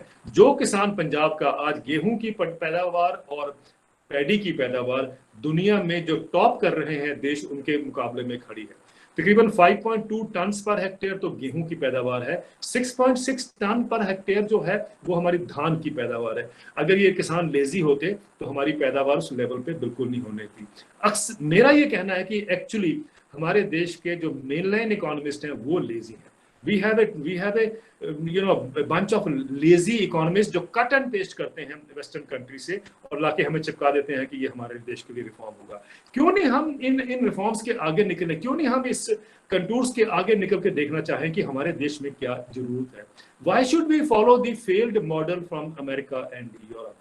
ये क्या कारण है कि हमें उसके आगे नजर नहीं आता? और अगर ये इतना अच्छा होते वहां पर रिफॉर्म, तो मुझे समझ नहीं आता, और आप भी इस बात को एग्री करेंगे कि एग्रीकल्चर इतने सीरियस क्राइसिस में अमेरिका और यूरोप में नहीं होना चाहिए था। आप सोचते होंगे कि मार्केट्स आर एफिशिएंट, ये आपने सुना ही है, और आपको ये भी बताया गया कि कॉम्पिटिटिवनेस बहुत है मार्केट की, ग्लोबली कॉम्पिटिटिवनेस जो है मार्केट्स के ऊपर बेस होती है। अब देखिए एक अनटैड इंडिया करके एक संस्था थी, उसकी स्टडी कहती है 2007 में कि अगर हम WTO की भाषा में एक ग्रीन बॉक्स सब्सिडीज होती हैं जो अमीर देश अपने किसानों को देते हैं, और अभी OECD की जो लेटेस्ट फिगर्स हैं वो $246 बिलियन है 2018 के लिए। $246 बिलियन की सब्सिडी उन्होंने दी है 2018 में। ये भी हालांकि अंडर एस्टिमेट है, पर चलिए इस ऑफिशियल फिगर को हम मानते हैं। इसके बावजूद भी अगर हम सब्सिडीज विड्रॉ कर लेते हैं, ये वाली जो ग्रीन बॉक्स सब्सिडीज है, तो उन्होंने कहा है कि अमेरिका, कनाडा और यूरोपियन यूनियन के एग्रीकल्चर एक्सपोर्ट्स जो हैं वो 40% ड्रॉप कर जाते हैं। इसका मतलब ये हुआ कि सिर्फ एग्रीकल्चर की जो एफिशिएंसी है वो मार्केट ड्रिवन नहीं है, वो मार्केट के ऊपर नहीं है, वो सब्सिडीज के ऊपर है। इवन जो एग्रीकल्चर एक्सपोर्ट्स हैं उन देशों के, वो भी मार्केट्स के ऊपर नहीं है, वो एक्चुअली सब्सिडीज के ऊपर टिके हुए हैं। तो ये क्लियर हो जाना चाहिए कि मार्केट्स जिसकी हम एफिशिएंसी की दाद देते हैं, क्योंकि हमें पढ़ाया गया है सप्लाई डिमांड जो है वही डिटरमिन करता है, ऐसा नहीं है। और ये आपके समक्ष है कि अमेरिका, यूरोप और कनाडा की अगर ये इवन एक्सपोर्ट्स जो है वो ड्रॉप कर जाएंगे अगर सब्सिडीज को हटा दिया जाए। तो I think it is clear to us कि ये जो मॉडल हम लेके आ रहे हैं, that is not the model that India needs. उन देशों के पास तो, विकसित देशों के पास तो पैसा है सब्सिडीज में इन्वेस्ट करने के लिए या पैसा लगाने के लिए। यूरोप में अभी $100 बिलियन की सब्सिडी दी जाती है हर साल, और उसके बावजूद भी समय आपसे कहा एक किसान खेती छोड़कर जा रहा है। तो अगर ये सिचुएशन है उन कंट्रीज की, तो हमारे देश में तो हम इतनी सब्सिडीज नहीं दे सकते हैं। तो जब इतनी नई सब्सिडीज नहीं देंगे तो एग्रीकल्चर तो यहाँ पर कोलैप्स के रास्ते पर बढ़ ही रहा है। फिर इसका मतलब हुआ तो हमें क्या करना चाहिए? और मैं इस बात से आपके समक्ष रखना चाहूंगा कि किसी भी देश को, किसी भी स्पेशली जो यंगर जनरेशन है, हमारे जो स्टूडेंट्स हैं और जो आपके एकेडमिया इंस्टीट्यूट्स में, जैसा कि आप लोगों ने ये इनिशिएटिव लिया, और अब मैं प्रिंसिपल पवन शर्मा की दाद देता हूं कि ये पर्सपेक्टिव जानने के लिए कि उन्होंने मुझे इनवाइट किया, कि ये भी एक पर्सपेक्टिव जानना बहुत जरूरी है कि भी हमें अपने स्टूडेंट्स को ये सिखाना है कि आउट ऑफ द बॉक्स जाके भी सोचें, वो आउट ऑफ द जो टेरेन उनको दिया गया है उसके बाहर भी देखें, मार्केट्स के आगे भी देखें, ये भी देखें कि मार्केट्स दूसरे कंट्रीज में कैसे परफॉर्म किया, अगर वहां पर फेल किया है तो उस मार्केट्स का हमें जरूरत नहीं है। अब भारत में क्या होना चाहिए जो हमारे किसान भी मान रहे हैं, उसमें से उनकी मुख्य डिमांड जो है वो हम अंत में बात करेंगे, लेकिन जो मेरे सोचने में है कि भाई 3 चीजें जो भारत की में क्या जरूरत है। मैंने अभी इसमें एसेंशियल कमोडिटीज एक्ट और उसकी नहीं जिक्र किया, क्योंकि मुझे लगता है कि वो भी किसी न किसी तरीके से वो अभी जो हम बात करेंगे उसके अंदर वो आ जाएगा। पहली जरूरत हमें ये है कि अमेरिका में जब $1 का, अगर आप जिसको फूड डॉलर कहते हैं, यानी अगर $1 का किसान अपना प्रोड्यूस बेचता है तो उसका अपना जो इनकम है, शेयर है, वो सिर्फ 8%। $1 का जो प्रोड्यूस बेचता है उसमें उसको 8% का शेयर मिलता है किसान को। और अमूल कोऑपरेटिव जो डेयरी कोऑपरेटिव है, नेशनल डेयरी डेवलपमेंट बोर्ड बना उसके बाद आप जानते हैं, वो कहानी आपको सबको पता है। उसमें एक महत्वपूर्ण बात यह है कि जब आप $100 का अगर अमूल का दूध खरीदते हैं तो उसमें से 70 रुपीज जो है वो कम से कम किसान को जाते हैं, यानी 70% जो शेयर है वो किसान का है उसमें। 100 रुपए आपने खर्चे, 70% गए। वहां पर आपने $1 खर्चा तो उसमें से 8 सेंट्स जो है वो किसान के पास गए। तो why are we boring that model, जो कि किसान को उसी सिचुएशन में रखेगा जिससे वो अभी निकलना चाहता है, जिसके लिए उसके इतना प्रदर्शन है, जो गुस्सा है वो बाहर निकल के आ रहा है। क्यों नहीं हम उस अमूल के मॉडल को हम एक्सपैंड करें सब्जियों पे, पल्सेस पे, ऑयल सीड्स पे, क्यों नहीं हम कर सकते? मुझे याद है जब वर्गीस कुरियन साहब जीवित थे तो उन्होंने एक इंटरव्यू में मेरे साथ कहा था कि मैं ये चाहता हूं कि अब ये जो दूध का जो हमारा मॉडल है इसको हम चाहते हैं रेप्लिकेट करना ऑयल सीड्स में। ये अलग बात है कि वो नहीं कर पाए, लेकिन या उनसे जो उनका प्रयास था बीच में रह गया। लेकिन मुझे लगता है कि जब अगर वर्गीस कुरियन की ये सोच थी कि हम ऑयल सीड्स में इसको रेप्लिकेट कर सकते हैं, तो क्या आज नहीं हम उसको कर सकते? Can't the government of India think कि भाई ये जो अमूल है या कोऑपरेटिव डेयरी का जो मॉडल है इसको हम सारी क्रॉप्स के अंदर और या जितनी एग्रीकल्चर कमोडिटीज में ये पॉसिबल है उसमें हम क्यों ना कर पाए? क्या उसके लिए हमें एक लॉ लेके नहीं आना चाहिए था? क्या उसके लिए हमें पब्लिक सेक्टर इन्वेस्टमेंट को लेके नहीं आना चाहिए था? क्या हम इस पे देश को तैयार नहीं कर सकते हैं? इकोनॉमिस्ट को, I am sure economist will all agree with it, और जो आप स्टूडेंट्स हैं जो आप भी एग्री करेंगे कि अगर किसान को अगर 100 रुपए के दूध हम जो खरीदते हैं उसमें 70% उसका शेयर जाता है, तो उससे बढ़िया इकोनॉमिक मॉडल क्या हो सकता है? क्यों नहीं हम उसको रेप्लिकेट करें? क्यों हमें शर्म आती है? जो हमारी ही जो स्ट्रेंथ्स हैं उनको हम बात करते हुए हमें शर्म क्यों आती है? ये बड़ा अनफॉर्चुनेट सिचुएशन है। एक तो मुझे लगता है कि ये रिफॉर्म आना चाहिए। दूसरा रिफॉर्म हमारी को जरूरत है, मैंने आपसे पहले कहा था कि हमारे देश में 7,000 मंडियां हैं, जबकि हमें 42,000 मंडियों की जरूरत है अगर हम 20 किलोमीटर रेडियस में एक मंडी देते हैं। तो क्यों ना हम एक ऐसा नेटवर्क फैलाएं? अगर हम सड़कों पे सड़कें 4 lane highway, 6 lane highway, 8 lane highway बनाने में लगे हुए हैं, तो क्या ये पब्लिक सेक्टर इन्वेस्टमेंट हम मंडियों में नहीं कर सकते? अगर 5 साल के लिए हमारा बजट है कि 6,90,000 करोड़ रुपए हम सड़कों पर लगाएंगे, तो क्या हम 2 लाख करोड़ रुपए मंडियों पर नहीं लगा सकते थे इतने दशकों से? अगर हमने मंडियों का नेटवर्क एक्सपैंड किया होता तो किसान के पास एक प्लेटफॉर्म होता जहां पर कि जाके अपना वो प्रोड्यूस मार्केट कर सकता है। और ये क्योंकि ये मार्केट्स अवेलेबल नहीं है, किसान डिस्ट्रेस प्राइस में हमारे देश में बेचता है, और इसी के करके एक जो उसको प्रोटेक्शन मिलती है वो एमएसपी से मिलती है, जहां आलू में कम से कम एमएसपी मिलेगा। ये अलग बात है कि एमएसपी जो है वो रिम्यूनरेटिव नहीं है, वो मिनिमम सपोर्ट प्राइस है, लेकिन उसके अलावा उसके पास चारा नहीं है, कम से कम एक अश्योर्ड प्राइस है। तीसरी बात ये होनी चाहिए कि हमारे देश में 23 फसलों पर इस समय हम एमएसपी अनाउंस करते हैं, और ये 23 फसलें जो है ये 80% जो कंट्री का ग्रॉस क्रॉप एरिया है उसको कवर करती है। और इसमें से 2 फसलें हैं, जैसे मैंने आपसे पहले भी कहा, प्रेडोमिनेटली गेहूं और धान, जिसको हम खरीदते हैं। तो क्यों ना हम ऐसे करें कि ये जो एमएसपी जो है जो अपने 23 फसलों पे है, इसको कि एक लीगल राइट क्यों ना बना दिया जाए, इसका एक अधिकार क्यों ना हो जाए किसान का कि इसके नीचे खरीद नहीं होगी। जब मैंने ये कहा तो मैंने कहा कि चौथा लॉ लेके हमें आना चाहिए कि एमएसपी को हम एक लीगल अधिकार बना दे किसानों का। तब ये हंगामा शुरू हुआ। हमारे देश के इकोनॉमिस्ट जो मार्केट रिफॉर्म्स के बहुत जो गुण गाते हैं, उन्होंने कहा जी कि अगर ये हो गया तो it will be a disaster. मैं नाम नहीं लूंगा उनके इकोनॉमिस्ट के, अगर आप उनके आर्टिकल पढ़ते हैं और टीवी पे भी सुनते हैं तो ये अक्सर बातें कहते हैं कि it will be a disaster for market reforms. Why are we interested in market reforms? मैं कब हमारे देश के इकोनॉमिस्ट किसान के लिए भी कभी इंटरेस्टेड होंगे? क्या किसान का लाइवलीहुड या उसका व्यवसाय आपको इंटरेस्ट नहीं करता? क्यों हमारे देश में एक कॉन्टेम्प्ट है किसान के लिए, मुझे समझ नहीं आती। क्यों हमारे देश में एक हेट्रेड है किसान के प्रति, मुझे समझ नहीं आती। हम ये मान के चलते हैं कि मार्केट्स विल डिटरमिन कि उनको क्या प्राइस मिलना चाहिए।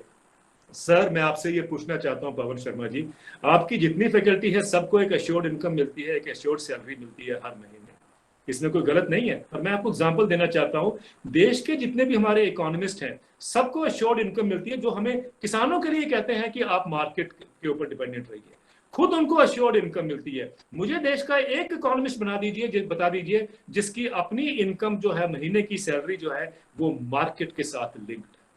और मेरा मतलब मार्केट से वो है, मैंने कोटक महिंद्रा में 10 साल पहले 1.5 लाख करोड़ रुपए की इन्वेस्टमेंट की थी। आज 10 साल बाद मुझे कोटक कह रहा है आप अपना पैसा ले जाइए। मैंने कहा कितना पैसा हुआ? कहते 1,06,000। 1,50,000 मैंने 10 साल पहले किया था, वो मार्केट लिंक्ड प्रोग्राम था उनका, इंश्योरेंस वाला। ऐसी गलती आप भी मत करना, और ऐसी गलती हम किसान को क्यों सोचते हैं कि वो करें। मार्केट्स के ऊपर वो डिपेंडेंट रहे और हम अपने आप अपनी अश्योर्ड इनकम लेके चलते हैं और गुणगान हम भी करते हैं मार्केट्स का। मुझे लगता है कि ये इसमें विरोधाभास है। I think the time has come, let us charity जो होती है, महात्मा गांधी ने कहा था, you be what you want the condition to be। तो अगर ये चाहते हैं कि किसान जो हैं हमारे देश के वो मार्केट्स के ऊपर डिपेंडेंट हो, तो मैं ये चाहूंगा कि हमारे देश के इकोनॉमिस्ट ये पहले ऐलान करें कि हमारी जो इन सैलरी है हर महीने वो भी मार्केट के साथ लिंक कर दी जाए। लेट अस सी दैट कि कर सकते हैं कि नहीं कर सकते हैं, क्या होगा देश के सामने। जब ये तीन चीजें हम ले आएंगे तो ये बताया जा रहा है कि साहब अगर हमने सारा प्रोड्यूस खरीद लिया तो इतना हमारे पास पैसा ही नहीं है। कुछ कह रहे हैं कि 7 लाख करोड़ रुपए होगा, कोई कहता है कि साहब 17 लाख करोड़ रुपए होगा, कोई कह रहा है साहब ये 4 लाख करोड़ रुपए का एडिशनल बर्डन होगा। मैंने ये कई बार कहा है और आपके समक्ष भी शायद पहले कॉलेज में कहा है कि जब 7वां वेतन आयोग आया था उसका टोटल जो बर्डन है सरकार के ऊपर that is 4.8 lakh crore. Credit Suisse कहता है 4.80 लाख करोड़ रुपए जो है हर साल एडिशनल बर्डन होगा बाय वे ऑफ 7th पे कमीशन, जो कि 3 से 4% पॉपुलेशन को ही एड्रेस करेगा। और उसके लिए मुझे किसी ने आज तक नहीं कहा कि ये साहब 4 लाख करोड़ रुपए कहां से आएगा, किसी ने नहीं कहा। लेकिन अगर आप 4 लाख करोड़ रुपए किसानों के लिए कह दीजिए तो देश में हंगामा हो जाता है कि साहब ये पैसा कहां से आएगा। एक क्रेडिट स्विस की और रिपोर्ट है जो बताती है कि 2014 और 2019 दिसंबर के बीच में, यानी ये लॉकडाउन से पहले की बात मैं कर रहा हूं, उस पीरियड में हमने ये देखा है कि जो कॉर्पोरेट को 16.88 लाख करोड़ रुपए का इम्पेयर्ड एसेट कहते हैं, यानी कर्जा माफ हो गया है या आउटस्टैंडिंग कर्जा है। कभी किसी ने कहा कि पैसा कहां से आएगा, बैंक्स दे रहे हैं तो किसी को तकलीफ नहीं है, क्यों, वो भी तो हमारा टैक्स पेयर्स का मनी है। The point I am trying to make is ये 3 रिफॉर्म अगर हो जाते हैं, आपके समक्ष लाए जाते हैं, तो हमारा देश दुनिया को एक ऐसा मॉडल देगा जहां पर कि agriculture will become economically viable, will become profitable and where farmers will move towards prosperity. और सबका साथ सबका विकास का रास्ता मेरा मानना है कि वो गांव से ही होके जाता है, वो खेती के माध्यम से ही निकलेगा। और उसके लिए अगर हम ये अप्रोच लेके आते हैं, instead of borrowing failed models from other countries, let us build our own strengths, create our new models। मैं यहीं पर समाप्त करता हूं क्योंकि मुझे लगता है कि कुछ हमारे साथियों के सवाल भी होंगे, उसमें और भी चीजें हम कवर कर पाएंगे। बहुत बहुत धन्यवाद। Thank you very much. Back to Sutapa ji. Thank you so much, sir. Thank you so much for this clear, crisp, and enlightened talk. Now I request Lavanya to pick up the questions. The session is open for the question. Lavanya, please. Yes, ma'am. The members I have a question. are required. Kindly type. I suggest kindly type your question in the in the chat box, and so that Lavanya can Ma'am, each and Sutapa ma'am, if you permit me to speak. yeah. Okay, sir. Okay, sir. Definitely. Rajiv Khosla here. Sir, you have given an elaborated and a beautiful presentation on this. Certainly there is a paradox in terms of that MSP is increasing. The present government has increased the MSP. No doubt the government came out with then PM Kisan and filled the and gave away the direct benefit transfers to the farmers. We are number 1 in terms of food grains, milk, fruits. Despite that, there have been, as I have extracted the figures from your presentation, sir, the farmers are poor. There have been 3.64 lakh suicides. Then the average income, it hovers around 6,000 of the farmers per year. 1,700 what you have quoted, sir. There is a paradox. Certainly there is a paradox. मेरी समस्या ये है, as a student of economics, what I could gather, what I could extract, fortunately मेरी PhD भी food processing industries के ऊपर ही है. What I could extract is that the problem is of the demand. ये जो problem है वो demand side की है. There is not the proper channelization of the demand. If we move the public investment, मैं उसको जो आपने suggestion दिया, recommendation दिया, उसको थोड़ा सा और आगे channelize कर देता हूँ properly. If the public investment is directed towards the food processing industries, can't this problem be solved? तो एक वैल्यू चेन एनालिसिस, जो वैल्यू चेन है, वैल्यू एडिशन जो है प्रोडक्ट्स में, वो होनी शुरू हो जाएगी। अभी क्या हो रहा है, हमारी एवरेज इनकम 15,000 से 20,000 रुपए है, average income of the Indians. आटा जो मिल रहा है वो 30 रुपए है, और जो मल्टीग्रेन ब्रेड है वो 60 रुपए की मिल रही है। जबकि if we take the model of America और द वियतनाम, वहां पे ये जो मॉडल है, वहां पे फूड प्रोसेसिंग इंडस्ट्रीज जो हैं, they are providing it at cheaper rates. अगर हम उस चीज को टैकल करें, then it may solve the problem. MSP होना या ना होना, एमएसपी अगर लॉ बन जाएगा, 15 लाख करोड़ रुपया, as a student of economics I am telling you sir, 15 lakh crore रुपया जो है, जो बजट का 50% है, हमारा बजट 31 लाख करोड़ का, 30.42 लाख करोड़ का पिछला बजट था। 15 लाख करोड़ रुपया, 15 लाख करोड़ रुपया बजट का 50% बन जाएगा, which is again a very very tedious task. This government at least can't attain it. तो फूड प्रोसेसिंग इंडस्ट्री से डिमांड जनरेट करना, how viable is this sir? Should I answer, Dr. Tapa, or we wait for more questions? I think you can carry on. You can answer his question. ये जो argument है कि भाई 17 लाख करोड़ रुपए होगा, आई think is a flawed argument, and let me analysis also why I am saying this. अभी केरला ने 16 vegetables के ऊपर एक फ्लोर प्राइस अनाउंस किया है। केरला ने कहा है कि एमएसपी प्लस 20% हम देंगे। इसका मतलब ये हुआ कि अश्योर करते हैं वो MSP plus 20, sorry, cost of production plus 20%, ये एक उन्होंने फ्लोर प्राइस बना दिया 16 वेजिटेबल्स के लिए, और उसके लिए उन्होंने 35 करोड़ रुपए का प्रावधान किया है। अब उसमें, लेकिन जब से ये प्रावधान हुआ, अभी 1 महीना हो गया उसके बाद, तो सरकार ने अभी तक 35 करोड़ रुपए में से कुछ खर्चा नहीं है। तो मुझे एक पत्रकार ने पूछा कि साहब ये 35 करोड़ में से कुछ खर्चा नहीं है, तो ये तो सिर्फ उनका पब्लिक रिलेशन का एक्सरसाइज था कि बताने के लिए कि हम किसान के प्रति कितने वो हैं, संवेदना है हमारी, लेकिन इसका मतलब वो नहीं कर पाएंगे। तो अगर आप रियलिटी देखें केरला में, तो जो उन्होंने कॉस्ट ऑफ प्रोडक्शन प्लस 20% कहा है, जो अभी जो रूलिंग प्राइसेस हैं वेजिटेबल्स के, they are already higher than that, they are already higher. तो 35 करोड़ रुपए आपको यूज करने की जरूरत ही नहीं पड़ी है। 35 करोड़ रुपए जो है तब यूज करेंगे ना वो, जब वो प्राइसेस उससे नीचे गिरते हैं जो उन्होंने फ्लोर प्राइस अनाउंस किया है। एक बात हमें ये समझनी है। दूसरी बात है, जब हम बेंचमार्क को रेज करते हैं तो इसका मतलब ये होगा कि जो प्राइवेट ट्रेड है वो भी उस पर खरीदेगी।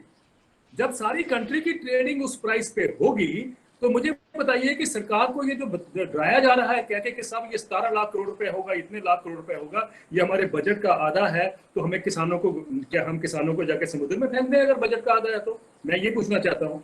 लेकिन सच्चाई ये है कि भाई हम लोग देना नहीं चाहते, क्योंकि हमें डर ये होता है, जो हम शहरों में हैं, हमें डर ये होता है कि हमारे में से कट जाएगा, वो हमारे में से कट जाएगा। मुझे नहीं लगता कहीं 17 लाख करोड़ रुपए का होगा।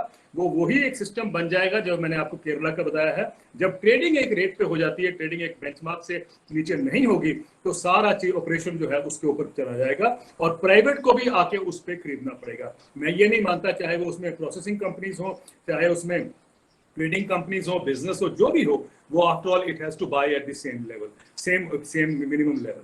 मैं ये जानना चाहता हूं कि हम, हमारे एक इकोनॉमिक सोच में ये क्यों है कि हम सोच के चलते हैं कि गरीब को गरीब ही रहना है। Why can't we pull him out just because हमें उसका एक रास्ता एक ही नजर आता है कि मार्केट एक रास्ता है। अगर मार्केट इतनी एफिशिएंट होती, जिस प्रोसेसिंग की आप बात कर रहे हैं सर, मुझे बताइए यूरोप और अमेरिका तो उस प्रोसेसिंग से लदे हुए हैं, तब वहां किसानों की इनकम क्यों नहीं बढ़ रही है? जरा इसको भी अध्ययन करने की हम कोशिश करें। दूसरी बात जो आपने एक बड़ी अच्छी इंटरेस्टिंग बात जो कही है कि सॉरी सर मैं भूल गया, value addition sir, value addition और food processing industries. Value addition का बड़ा एक इंटरेस्टिंग मैं आपको एग्जांपल दूंगा। मैं अभी कुछ महीने पहले कॉफी ग्रोअर्स, हमारे जो नेशनल फेडरेशन है, उसको मैं एड्रेस करने गया था। तो मैंने उनसे एक सवाल पूछा, क्योंकि उन्होंने एक डिमांड रखी है, कॉफी ग्रोअर्स कह रहे हैं कि हमारा 8,000 करोड़ रुपए का कर्जा है जो सरकार उसको राइट ऑफ करे। एंड कॉफी ग्रोअर्स हिंदुस्तान के डिमांड कर रहे हैं कि साहब एमएसपी इंट्रोड्यूस करिए कॉफी में। मैं तो सोचता था कि कॉफी ग्रोअर्स तो बहुत संपन्न है compare to the other farmers, तो मेरे को भी झटका लगा वहां पर कि ये भी एमएसपी की डिमांड कर रहे हैं। तब मैंने उनसे पूछा कि आपके यहाँ तो वैल्यू एडिशन बहुत हो रही है, बैरिस्टा में जाता हूँ या मैं कैफे कॉफी डे में जाता हूँ है, तो वहां तो 250 रुपए का, 300 रुपए का एक कप कॉफी का मिलता है, तो you should not be complaining, value addition तो हो रही है। तो उन्होंने मुझे बाद में हिसाब करके बताया कि साहब जब आप 250 रुपए का कप खरीदते हैं कॉफी का किसी भी कियोस्क में, तो वो उसमें से सिर्फ 1 रुपया किसान को मिलता है। अगर आप इसको इंटरनेशनली एनालाइज करें कि वैल्यू चेन्स कहाँ का इफेक्ट कर रही हैं, आपको हैरानगी होगी कि जो केला है इक्वाडोर से चलता है, यूरोप में आके बिकता है, $1 का जो केला अगर बिकता है तो उसमें 0.02 मिलता है किसानों को।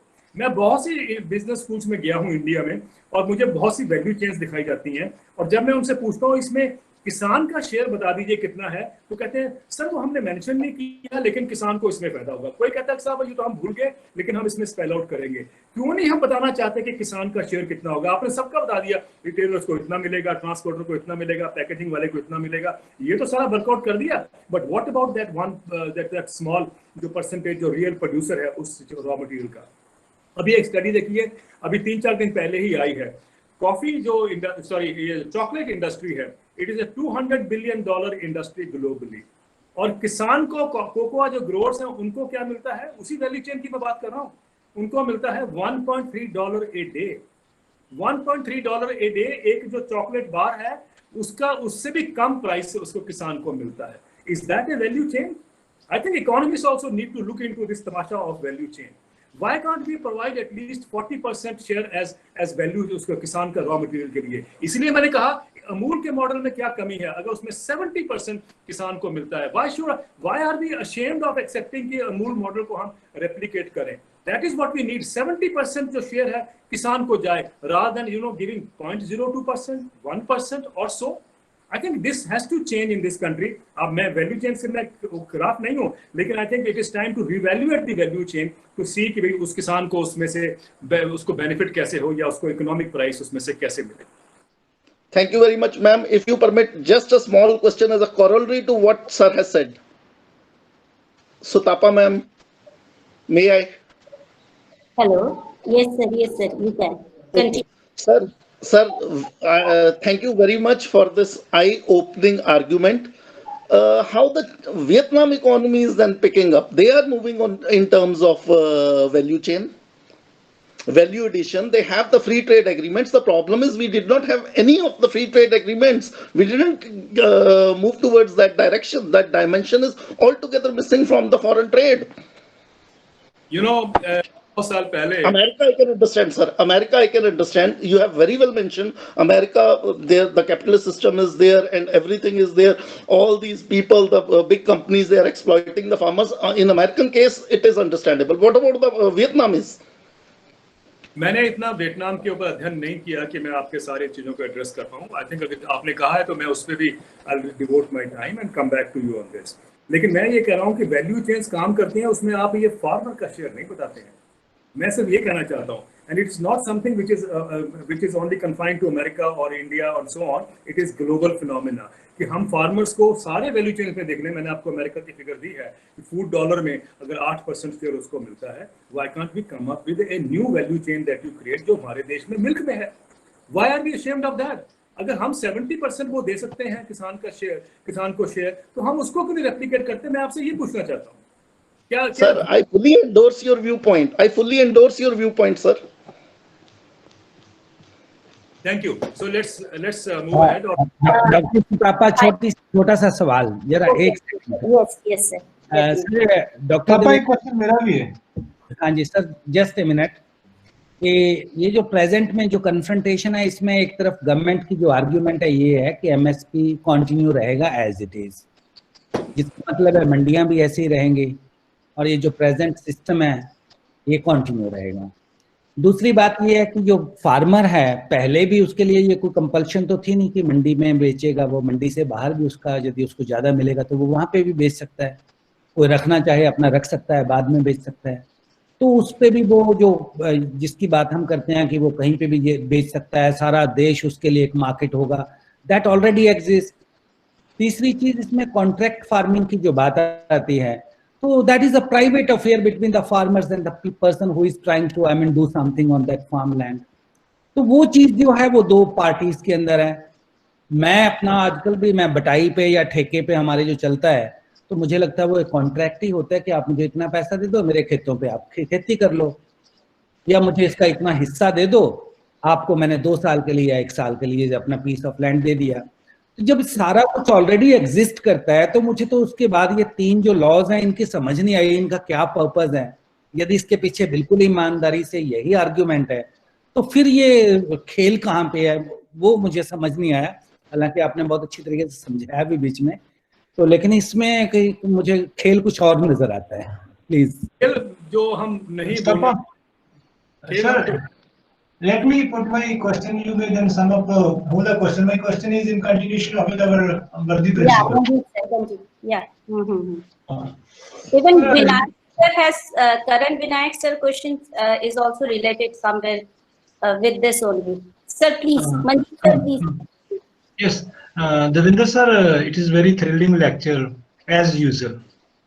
But I am realizing that the agrarian discontent is converging in South Asia. That is after Europe and America. Now India and China, we can say that are the last citadels which are where there is a dominance of a small land holding. And small land holding, as you have mentioned, it is contempt for international finance capital.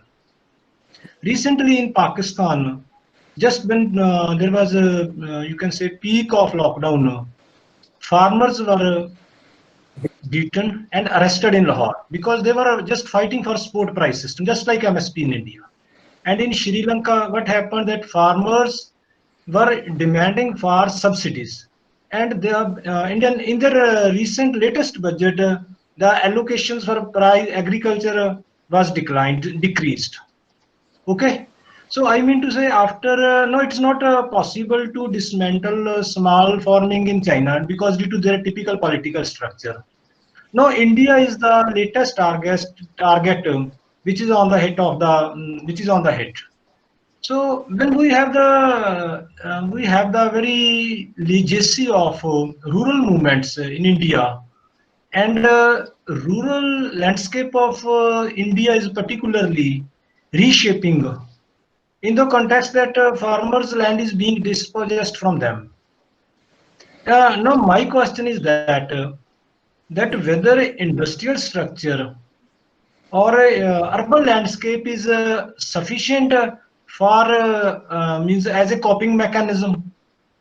Okay, so I mean I agree with you 100% that after Europe, America, no, South Asia is on the target, and that is why they are coming with their very aggressive moves. Thank you. Thank you, Manjeet Sharma ji and also Pawan Sharma ji for these two wonderful questions. They are related, but they are also very wide in perspective. So let's try to understand that. You know, I was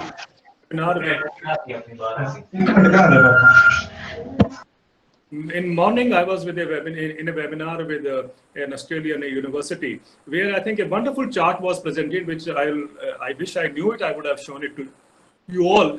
Why this interest now is increasing towards what is called as reforms, agriculture reforms in India, is because if you look at the global structure, look at the concentration of power or the concentration in a few hands of corporates, the big players, and then they also show that now the financial services are actually investing in those corporates. There is a huge list of companies which on the stock markets are now making big investments into the companies like Monsanto's, Bayer, and Cargill, and of course Ambani's and Adani's and so on. So this is a phenomenon which is taking place. I think this should answer in many ways what Professor Pawan Sharma ji was saying. कि इसके पीछे interest क्या है? So I think that global interest is before us. कि किसका अब interest agriculture में आ रहा है? Because we know even services is now drying. It is not in the same manner as it was earlier. So these corporates or these financial services have to move to a sector where they can make more money.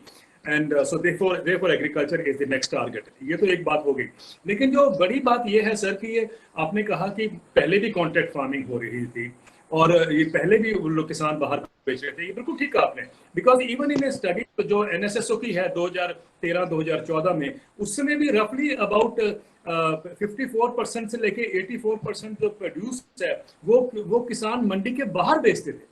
तो ये कोई नई बात नहीं है जो आप कह रहे हैं, ये मंडी से बाहर बेचते थे। तो ये जो इंप्रेशन दिया जा रहा है कि मंडियों के अंदर ही जो है वो एक्सप्लॉयटेशन होती है, वो तो बाहर बेच रहे थे तब भी उनको प्राइस मिल रहा था। तो that is something we need to understand. ये पहले से होता है, होता रहा है। नाउ एक तरह की भाषा दी जा रही है कि किसान की असली आज़ादी, ना किसान की असली आज़ादी सर तब होगी कि चाहे वो कॉन्ट्रैक्ट फार्मिंग में हो, चाहे वो अपना माल लाके सीधा बेच रहा हो या किसी प्रोसेसिंग कंपनी को बेच रहा हो, उसको एमएसपी अश्योर्ड हो जाए। अगर उसको अपना गेहूं 1900 या 2000 रुपए में उसका एमएसपी है, तो उसको मालूम हो कि मुझे बिहार में भी 2000 रुपए मिलेंगे, मुझे पंजाब में भी 2000 मिलेंगे, मुझे बेंगलोर में भी 2000 मिलेंगे, कम 2000 मिलेंगे, इससे कुछ ज्यादा देने को तैयार है तो इट्स ऑलवेज वेलकम। तो ये हम सिर्फ ये कह रहे हैं, और किसान की भी यही डिमांड है कि हमारा एमएसपी अश्योर करिए। मुझे लगता है कि सर एक बात हमें जाननी बहुत जरूरी है, ये समझनी बहुत जरूरी है कि ये जो मूवमेंट हो रहा है किसानों का, ये पहली बार मैंने एक मूवमेंट ऐसा देखा है जो ये एक क्लियर कट फोकस अगर उसका निकल के आ रहा है, मैसेज निकल के आ रहा है, वो ये है कि किसान आज एक अश्योर्ड प्राइस की बात कर रहे हैं। उनका ये कहना हमें अश्योर्ड प्राइस मिले, और ये अगर आप उसको क्लोरी में देखना चाहें तो जब मिनिमम वेज की बात हुई थी वर्कर्स के लिए, तब भी बहुत डिबेट हुई है, ओवर द पीरियड डिबेट्स हुई हैं, और कंपनियों ने कहा है कि साहब इससे जो हमारा है बैलेंस शीट खराब हो जाएगा, हम इसको नहीं ले सकते हैं, हमारा जो बिजनेस मॉडल है वो सारा गड़बड़ा जाएगा। बट इवेंचुअली कंपनीज को एडजस्ट करना पड़ा, they had to make space for जो मिनिमम वेजेस जो सरकार ने फिक्स किए हैं। तो अगर हम मिनिमम वेज कर सकते हैं एम्प्लॉइज के लिए या वर्कर्स के लिए, तो मुझे बताइए हम मिनिमम प्राइस किसान के लिए क्यों नहीं कर सकते हैं? कंपनियां शोर मचाएंगी शुरू में, लेकिन इवेंचुअली वो भी आप देखेंगे अपने जो बिजनेस डिजाइन है उसके अंदर उसको इनकॉर्पोरेट करेंगे। What we need today is economist and academia to stand up. Academia को भी स्टैंड अप करना है, ये बताना है किसान के सपोर्ट में कि this is possible. Let's get out of the prism of markets everywhere, supply demand ये बहुत हो गया। I think let's get out of that and see कि किसान को हम अश्योर्ड इनकम किस तरीके से दे पाए और उसकी सप्लाई या डिमांड की कमी नहीं आएगी, ये मैं आपको अश्योर कर सकता हूँ। Lavanya, Yes, ma'am. I think you pick up the other question. We have two questions from the students also. Right. Pick one by. Sir, there's a doubt that the APMC Act did not bring any diversification in the variety of crops which were grown by the farmers. The MSPs on some selected crops forced them to stick to just one or two crops. So will these acts promote crop diversification? देखिए ये बड़ा interesting है कि ये जो corporates आ रहे हैं अब खेती में या जो आएंगे, अगर आपने इंटरनेशनल एक्सपीरियंस देखा हो, चाहे आप वियतनाम की बात करें, चाहे आप ऑस्ट्रेलिया की बात करें या अमेरिका की करें, all this companies have pushed in what is called as intensive agriculture. अगर आज ग्लोबल वार्मिंग या आज क्लाइमेट चेंज का जो इशू इतना हॉट है, उसमें एग्रीकल्चर का एक बहुत बड़ा शेयर है। इनफैक्ट एक जो द इकोनॉमिक्स ऑफ बायोडाइवर्सिटी, जो इकोनॉमिक इकोसिस्टम सर्विसेज की जो एक टीम करके जो बॉडी है, उनका एनालिसिस कहता है कि एग्रीकल्चर का शेयर जो है global warming green house gas emissions में इज रफली बिटवीन 47% टू 59%।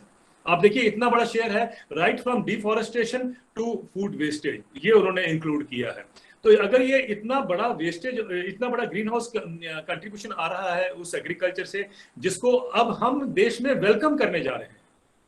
सैडली हम एक तरफ क्लाइमेट चेंज को उसमें इकट्ठा नहीं कर रहे हैं। We are going to replicate that model जो हमने डिजास्टर बाकी कंट्रीज में किया है, and I think that is not the way forward. Diversification, आपने बिल्कुल कहा कि यस वी नीड डाइवर्सिफिकेशन। आप मुझे बताइए कि क्या आप सोचते हैं किसान बेवकूफ है?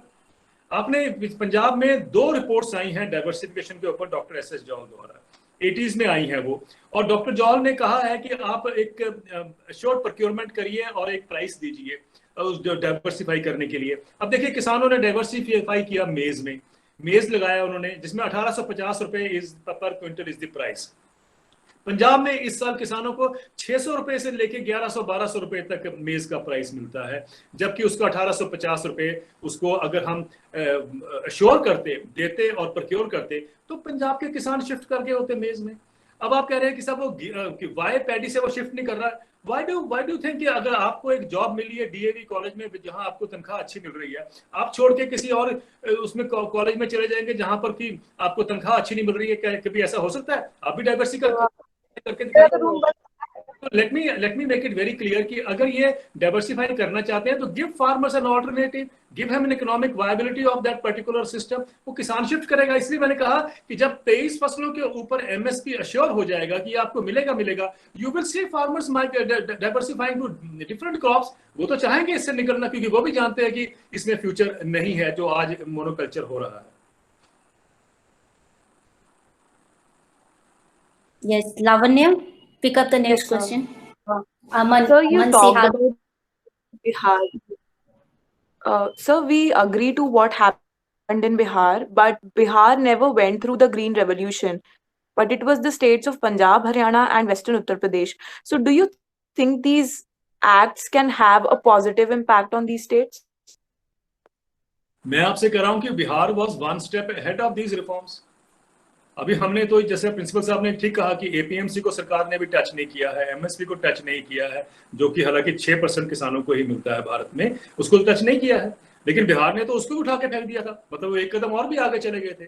उसके बावजूद भी हमने देखा कि वहां प्राइवेट जो रिफॉर्म्स या इन्वेस्टमेंट थी या जो होने चाहिए थे रिफॉर्म्स के एडवांटेजेस, वो नहीं हुए. 14 साल बीत गए. It's not a question of 1 or 2 years.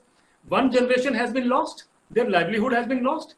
Are we not responsible for it? मेरा तो कहना है कि जिन इकोनॉमिस्ट ने वो किया था, they should be held accountable. 2006 में जिन इकोनॉमिस्ट ने उसकी डिमांड की थी कि ये लेके आने के लिए, उनका नाम ढूंढा जाना चाहिए, उनको अकाउंटेबल होल्ड करना चाहिए. I think this is something which is no less than a kind of a disaster that we have done. Why can't we learn from Bihar से मॉडल एंड सी कि भाई ये हमें गलती दोबारा नहीं करनी है. मैं तो सिर्फ आपसे ये कह रहा हूं.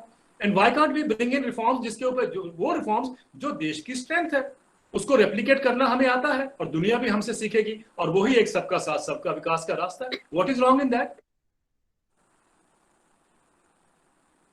Yes, sir. So the next question is from Aman Sihag. He asked that what really differentiates Amul from just another private company, as once they have established themselves as a brand, aren't they in position to exploit its partners, just like we have seen with PepsiCo? ये तो आपने खुद ही इस बात को answer कर दिया है कि अगर लॉकडाउन के पीरियड में, आपको चलो इस बात को और एक तरीके से क्लैरिटी से बताना चाहता हूँ. लॉकडाउन पीरियड में जब milk prices crashed, obviously there was no demand, as somebody said earlier कि डिमांड सप्लाई की बात है. there was no demand, restaurants बंद हो गए, ये सब बंद हो गया, तो प्राइसेस क्रैश करके. It was only the cooperative sector which came up and help farmers with the price. उन्होंने मैक्सिमम जितना प्रोक्योरमेंट कर सके उन्होंने किया. उसमें प्राइवेट कंपनियां तो बंद हो गई थी. They ran away at that time. They are only fair weather friends. So what is the use of that, those fair weather friends? आप मुझे बताइए. मैं ये नहीं कह रहा कि उनको बंद कर दीजिए, पर मेरा ये कहना है कि अगर कोऑपरेटिव था तब तक तो वो उस कम से कम वो प्राइस तो दे रही है किसानों को. जिस दिन ये कोऑपरेटिव हट जाएगा, आप देखिए जो हमारे देश में, जो अमेरिका में हुआ, 93% डेयरी फार्म्स बंद हो गए हैं. इंडिया में आप देखेंगे कि हमारे भी यहाँ पर जो डेयरी फार्म्स हैं या स्मॉल डेयरी प्रोड्यूसर्स हैं, वो बंद हो जाएंगे. Do we want that system? आज कम से कम ये है कि रूरल इकोनॉमी में देखें तो डेयरी का एक बहुत बड़ा रोल है, बहुत अहम रोल है उसमें. अगर एग्रीकल्चर इज सफरिंग, कम से कम डेयरी उसको सपोर्ट करता है. अगर आप प्राइवेट सेक्टर को जिस तरीके से लाना चाहते हैं, जैसा कि अमेरिका में लाए गए हैं या दुनिया भर में लाए गए हैं, तो small farmers are out. I don't think that's the way forward for India.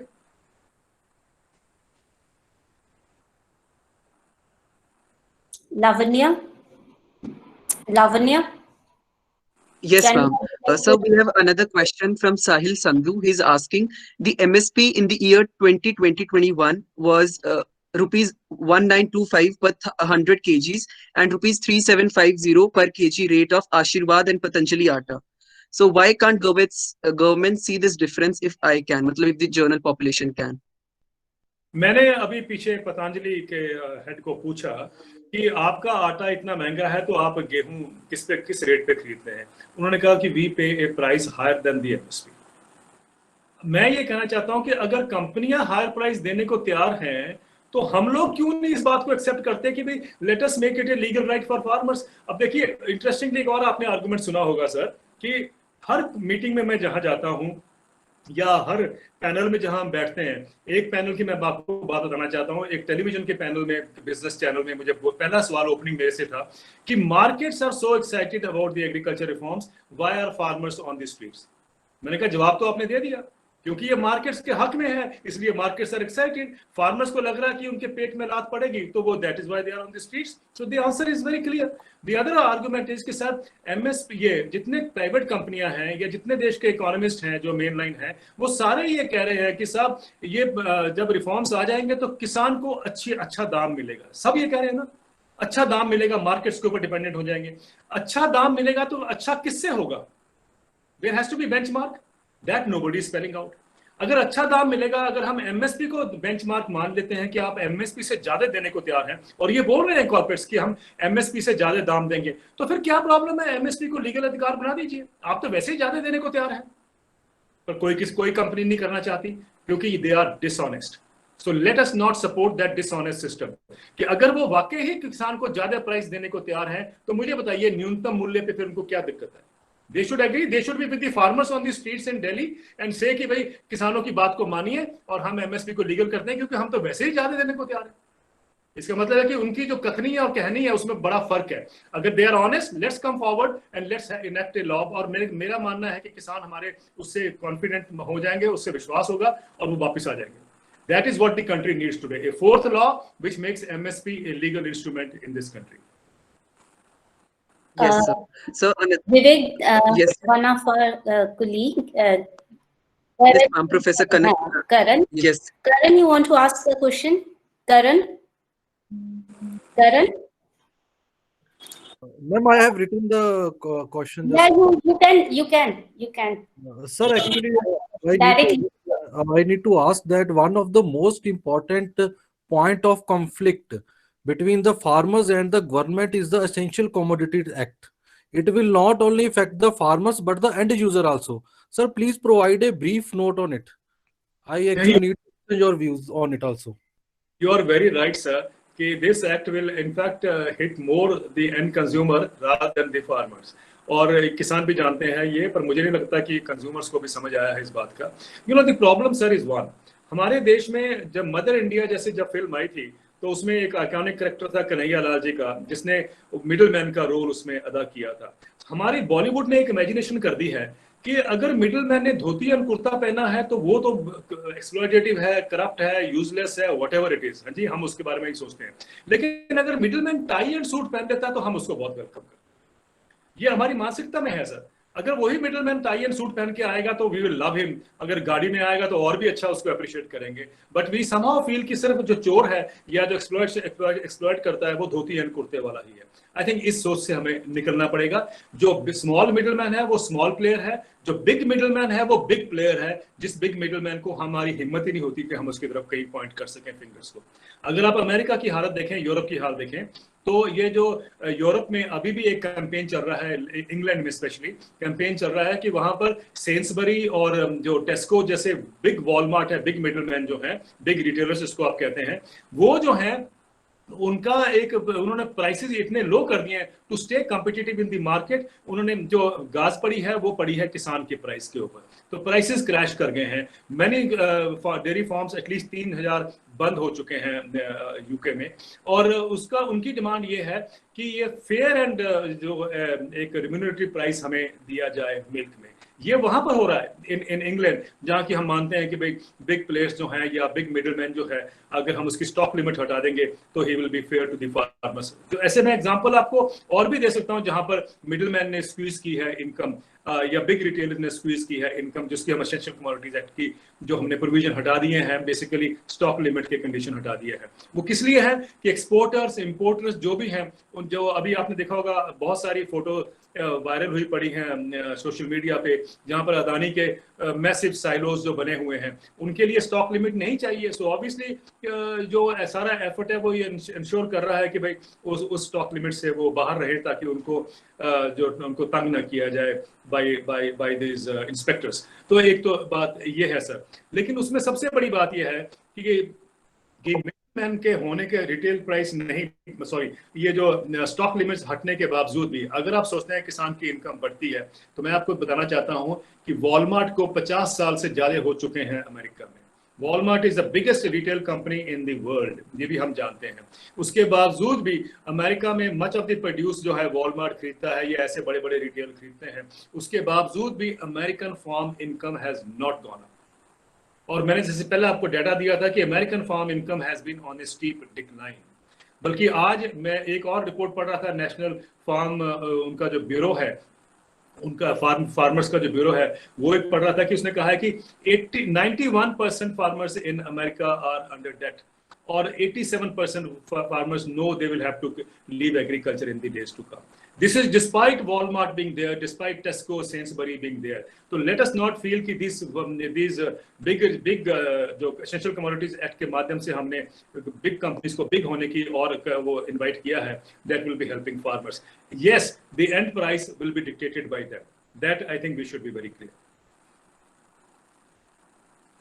Thank you, sir. So there's another question. Montek Singh Ahluwalia's report said that power subsidy will put a lot of burden on Punjab budget. So what are your views on this? Lavanya, I'm glad this question has been asked, but I would like to address it from a different perspective, different dimension.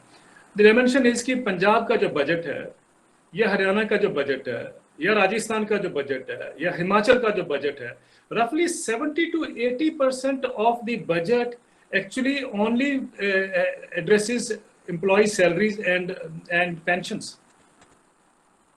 आप देख लीजिए, सारी states का country में निकाल के देख लीजिए, तकरीबन 70 से 80% जो बजट है वो सिर्फ सैलरीज एम्प्लॉइज की और या पेंशन देने के लिए ही यूज होता है, अधिकतर मैं ये कह रहा हूँ। मुझे समझ नहीं आता कि when will be rationalise this. सारी ये तो पंजाब में अगर 5-6-10% भी पॉपुलेशन अगर एम्प्लॉइज की है, मुझे कोई वो नहीं है, पर what about the remaining population? क्यों नहीं हम उसको बजट को रैशनलाइज करें कि उनका भी उतना ही अधिकार है जितना कि सिर्फ एम्प्लॉइज का है। I am saying this deliberately because I think farmers ने ये इश्यू कभी उठाया नहीं है कि ये भी रैशनलाइजेशन होनी चाहिए। बजट की रैशनलाइजेशन भी बहुत जरूरी है। How can you ignore one majority section for the sake of other section? मैं इसका एक उदाहरण और देना चाहता हूँ। यू नो, जब अटल बिहारी वाजपेयी जी प्रधानमंत्री बने थे, आपको पहली बार जब बने थे, तो उन्होंने एक मीटिंग कॉल की थी जिसमें खुद तो नहीं आए थे। उसमें उन्होंने देश के 10-12 इकोनॉमिस्ट बुलाए थे टू अंडरस्टैंड कि कंट्री की इकोनॉमिक सोच अब क्या होनी चाहिए। ये 13 दिन की जब सरकार थी, मैं उसके पहले की बात कर रहा हूँ, प्राइम मिनिस्टर डेजिग्नेट ने ये मीटिंग बुलाई थी। उस मीटिंग में मुझे याद है जब मैंने ये कहा कि भाई बाकी सब जो करंट अकाउंट डेफिसिट बढ़ जाएगा या फिस्कल डेफिसिट बढ़ जाएगा, सब इकोनॉमिस्ट ने यही बातें की थी। तो मैंने कहा कि साहब मुझे नहीं पता फिस्कल डेफिसिट और ये, लेकिन मुझे एक चीज समझ आती है कि 60% population is involve with agriculture और engage in agriculture. Why can't we provide 60% budget for agriculture? क्यों हम कब तक ये इस बात को हम इग्नोर करेंगे कि भाई बजट किसी और चीज के लिए हो और मेजॉरिटी पॉपुलेशन कहीं और पर हो? एंड आई एम हैप्पी, वो तो उस मीटिंग में नहीं थे, मैंने आपसे कहा, लेकिन उसमें जो और 2 पॉलिटिकल लीडर्स थे, उन्होंने, मैं नाम नहीं लूंगा, उन्होंने ये बात को स्वीकारा कि यस ये होना चाहिए कि 60% बजट जो है वो उसकी 60% के हिसाब से ये होना चाहिए। और अगर आप याद करिए, जो पहली बजट उनकी आई, पहला जो सरकार के उनका एक वो था, अनाउंसमेंट थी, वो ये थी कि हम आगे से 60% बजट जो है वो 60% एग्रीकल्चर सेक्टर के लिए देंगे। लेकिन यह इत्तेफाक की बात है कि अल्टीमेटली उन्होंने 6% भी नहीं दिया, लेकिन उन्होंने ये अनाउंस किया था। मैं ये कहना चाहता हूं, क्योंकि हमारी ये इकोनॉमिक सोच में आता ही नहीं है, हमारी इकोनॉमिक सोच में आता ही नहीं है कि बजटिंग को भी हमें, जैसे आपने कहा ना, रैशनलाइज करने की जरूरत है। I think that is the reason one section has become rich, the other section is still not becoming, अपना वायबल भी नहीं, अपना खाने के लिए भी उनके पास नहीं होता। In India, according to a study that I was saying, 1% के पास, टॉप 1% के पास जितनी वेल्थ है, that equals to 73% of the country 4 times over. 1% के पास जितनी वेल्थ है वो it is 4 times what 73% has, जितनी वेल्थ उनकी है। ये इनइक्वालिटी इस तरीके से ही बढ़ती है, और मुझे लगता है कि टाइम आ गया है, we need to relook at the entire economic design and economic structure, ताकि हम सबका साथ सबका विकास का रास्ता जो है उसको, जैसे प्राइम मिनिस्टर कहते हैं, उसको हम अडॉप्ट कर सकें, इंप्लीमेंट कर सकें, और उसको वाकई उस विजन को अचीव कर पाए। So there's a question by Sarvinder. He asked that if MSP will become a legal right, then it will not be useful because private corporates provide more rate to farmers. So they'll automatically move to those corporates. So how will it benefit the farmers if it becomes a legal right? I'm so glad Satvinder has asked this question. ये एक भ्रम जो है ये निकलना जरूरी है लोगों के माइंड से। When we are saying MSP is a legal right, we are not saying कि सरकार खरीदे, we are not saying that कि सारा जो प्रोड्यूस है वो सरकार खरीदे। We are saying raise the benchmark, MSP को लीगल बनाइए। अगर कॉर्पोरेट्स ज्यादा प्राइस दे रहे हैं तो कॉर्पोरेट दे रहे हैं। मिनिमम सपोर्ट प्राइस तो तब है कि जब वो नहीं देंगे, तब वो प्राइस जो फॉल होगा शॉर्टफॉल को मीट करने के लिए, then the government has to step in. ये मतलब है उस बात का। तो ये तो अच्छी बात है जो आप कह रहे हैं कि कॉर्पोरेट्स ज्यादा देंगे, और ये इस बात को जस्टिफाई करता है इस डिमांड को कि एमएसपी शुड बी कम से कम एक मिनिमम जो लाइन है, एक रेखा है, वो हम इनेक्ट कर दें कि इसके नीचे हम किसान को कभी उसका भाव नहीं गिरने देंगे। ये बात है। अगर अच्छा दे रहे हैं तो कॉर्पोरेट, तो उसमें कोई दिक्कत थोड़ी किसी को, वही तो हम चाहते हैं कि एमएसपी के ऊपर कॉर्पोरेट्स दें, प्राइवेट ट्रेड दे, and that I think is what we are looking as.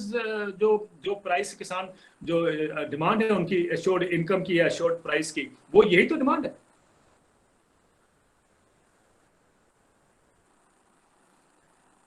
Yes. I would like to ask the teachers that if they have any other doubts, so that they are free to ask.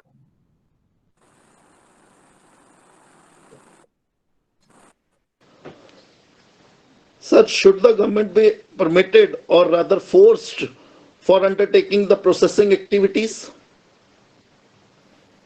I think government is already on the front foot for expanding the processing network. Yes, 10% of the entire produce is getting processed. Sir, इसमें doctor Rajiv Khosla साहब, मुझे याद है ये जब country में 2% process food होता था, तब ये बहुत बड़ी डिबेट होती थी कि 98% हमारे पास मैदान खाली है, तो वी शुड एक्सपैंड प्रोसेसिंग। मेरा सिर्फ उस टाइम में ये कहना था, मेरा भी नहीं, मेरे साथ और भी कई साथी थे जिनका ये आर्गुमेंट होता था कि एक्चुअली इंडिया में 100% food is processed.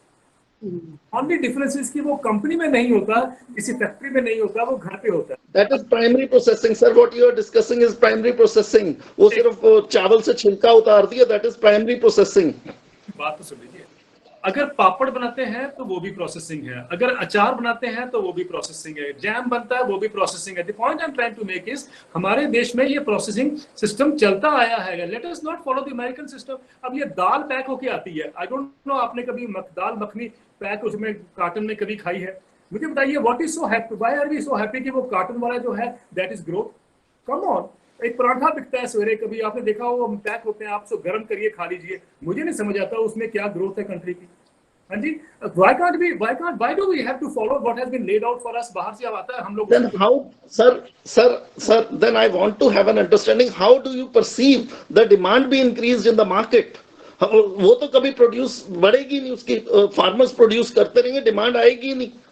How do you perceive that the demand be increased in the market? जो वो फूड प्रोडक्ट्स प्रोड्यूस कर रहा है उसको कौन लेके जाएगा? हर साल सरकारें कहती हैं we are increasing the MSP increase करके फार्मर को अल्योरमेंट देके farmers they are dragged into more production and they are doing it virtually, और उसके बाद उसको the farmers they are left to the fate, to the destiny, कि वो मरते रहे उसके कारण सुसाइड से। How do you perceive then what should be the alternate then? Sir, the alternate is very simple. हम लोगों को एनकरेज करें कि वो फूड जो है अपने घर में ग्रो भी करें और कोशिश करें कि वो अपने घर में बनाएं। Let's be very clear about that. Why I'm saying this is food processing is not the way forward. मैं उसके खिलाफ नहीं हूँ, लेकिन इतना एग्रेसिव हमें करने की जरूरत नहीं। I'll come to that later also, मैं क्यों कह रहा हूँ। लेकिन पहली बात ये हम समझ लें सर, इन ए कंट्री जो आपने पूरा फिगर, हमें भी पता है कि एग्रीकल्चर प्रोडक्शन कितनी होती है, फूड ग्रेन्स की कितनी होती है, डेयरी की कितनी होती है, फ्रूट्स की कितनी होती है, ये सब हम जानते हैं। उसके बावजूद भी हम जानते हैं साहब कि 225 million people go to bed hungry every night.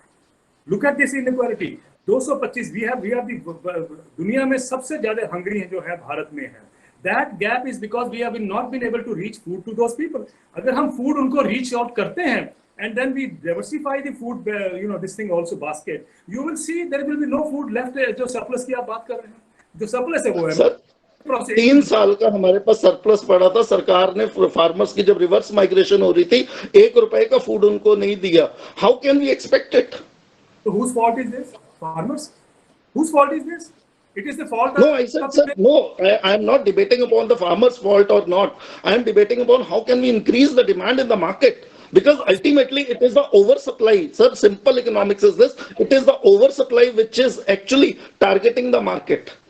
If that oversupply meets the demand, then certainly the things will get corrected. Simple economics, sir. कोई इसमें बड़ी बात नहीं है. सर मैं समझ रहा हूँ आप जो कह रहे हैं, मैं भी उसी बात का जवाब देने का मुझे वो प्रयास कर रहा हूँ कि देखिए आपने कहा कि उस समय जब लोग लॉकडाउन में गए हैं वापस, तब भी सरकार ने उसको नहीं दिया. अब बताइए इसमें तो किसान की गलती नहीं है. हमारे पास टोटल जो फूड पड़ा हुआ है, व्हीट एंड पैडी जो हमारे पास टोटल स्टॉक में पड़ा हुआ है, वो अगर हम देश में बांट देते हैं according to the judicious norms जो हैं उसके आपकी डाइट के या जो भी आपके रिक्वायरमेंट न्यूट्रिशनल रिक्वायरमेंट है, तो हमारे पास फूड सरप्लस नहीं रहता है. मैं ये कह रहा हूँ कि 7 दशकों में देश में आज तक हमने कभी ये ध्यान दिया ही नहीं है, इतना प्रायोरिटी रखी नहीं है कि इसके ऊपर. अभी एक रिपोर्ट आई है मेल न्यूट्रिशन पे, अगर आपने देखी हो, अभी उसके ऊपर एडिटोरियल भी आए हैं कि देश तो इतना भूखा है और हमारे पास स्टॉक सड़ रहे हैं, आए हैं, अगर आप देखें उनको भी. तो why can't that is also a kind of a जो डिमांड सप्लाई की बात कर रहे हैं उसको मीट करने का वो भी तो एक रास्ता है. Nobody is doing it, then why वो pass it on to farmers कि सब ये नहीं है. डिमांड तो है हमारे देश में ऑलरेडी. अगर हमारे 200 मिलियन लोग भूखे हैं तो और क्या डिमांड आपको चाहिए? क्या सेक्टर चाहिए जो आपकी डिमांड करेगा? We have to make an effort to reach out food to those people, and there will be no surplus left in this country. अब इस प्रोसेसिंग जो है उसके अलावा करिए, nobody is stopping that. दूसरी बात है प्रोसेसिंग की. आपने कभी अल्ट्रा प्रोसेसिंग की बात भी सुनी होगी डॉक्टर साहब. आप उसको देखिए जरा, पढ़िए कि जितनी अल्ट्रा प्रोसेसिंग बढ़ रही है उतनी जो सुसाइड कैंसर जो है वो दुनिया भर में बढ़ रहे हैं. These are studies by several universities. I think we have to refrain from getting everybody into this kind of a arrangement. मुझे लगता है कि ये important नहीं है. Important ये है कि we should encourage people कि ये food habits को किस तरीके से बदला जाए, किस तरीके से उनको लाया जाए. Yes, zippy जो भी है, whatever, swaggy and so on, I think is not a healthy trend for the country. We need to educate people to do it themselves also at home. I think we don't have any other question. Lavanya है ना? Thank you so much, sir. Thank you, sir, for accepting our invitation and giving us time. And thank you for this lovely talk. Now I welcome our association president, because, you know, sir, whatever we organize, the basic idea is developed by our students only. It's because of their motivation that we pick up the issues and try to organize talks on those particular issues. So now I welcome our association, political association president, Vivek, to give a vote of thanks. Thank you, ma'am. I, Vivek, on behalf of Political Science Association, Department of Political Science, DAV College, Chandigarh, would like to extend a very hearty vote of thanks to all the participants who have joined us today in this webinar. My special thanks and regards to all the faculty members who took out time from their busy schedules and attended the talk. And I would like to express my sincere thanks and gratitude to our keynote speaker, Dr. Devendra Sharma sir, for explaining the bills in such a simple way and for enlightening us about the implications of these acts and the way forward as well. We are deeply indebted to Principal Sir Dr. Pavan Kumar Sharma for always giving green light to all our initiatives and supporting them. We are also very, very grateful to Dr. Ghanshyam Dev, Head Department of Political Science, and our department teachers, Dr. Kavalpreet ma'am, Professor Hardeep ma'am, Professor Sunila ma'am, Dr. Aman ma'am, and Professor Archana for providing encouragement and eternal support and guidance. This event could not have been possible without the countless efforts put in by Sutapa ma'am, who, despite being extremely busy in the capacity of Dean Admissions, initiated, managed, and executed everything. A big thank you to my entire PSA team who were working behind the curtains despite being busy in their MSTs and ensured the smooth running of this event. Once again, a very big thank you to all of you for joining us today. And with this, we have come to an end to our today's webinar. Thank you so much. But I'll request all of you to please switch on your cameras for a group photograph. Dr. Sutapa, can I say a few words? Sir, yes, sir. Definitely, sir. Well, first of all, I must thank each and every participant for this wonderful opportunity. And there must be a lot of queries which are still remain unanswered or incomplete, and they may have supplementaries to ask. I think one better way would be we can be in direct touch, and I'm somebody who is there on Facebook, somebody who is there on Twitter, and WhatsApp and so on, we can always continue with this discussion and dialogue. And also, I appreciate the effort of the Political Science Association. That's, am I right? Is that? Yes, yes, sir. Yes. I think we need to thank Manjeet Sharma sir also, because I got your number from him only. It's okay. So a special thanks to him. Okay, and I must say this was very enlightening for me, because the feedback that you get or the questions that you ask gives us an idea as to what is in the minds of people and what exactly are they looking at. I have also looked at the chat, this thing, and I'm happy most people have responded by saying they have enjoyed the talk. I think we need to have a dialogue, continuing dialogue on these kind of issues, because these are very important for the next generation of economists who are emerging, in the academia circle. And I think because as I've always said, that academia has a very, very important role in swaying public opinion and also public policies. So I think you guys have a serious task in your hand, and whatever you do and what form you do, and the way you can articulate your views in a manner which you can do, I can't do that, I think would be very helpful for the farmers. But let's understand one thing, Dr. Sutapa and my other friends, is that let us not consider farmer as a foolish man. Yes. Farmer is very agile. He is the best economist. He is the best scientist. He knows where he is going to be hit. He knows what is pinching him all these decades and all these years. He knows what is good for him, what is bad for him. Just because he doesn't have a voice, I think we think that he's bechara. No, I think we need to lend him support. We need to give him voice, and that is a role I think which you and me all have to enshrine in our future careers. And that will be a real pathway or breaking pathway that the country needs now.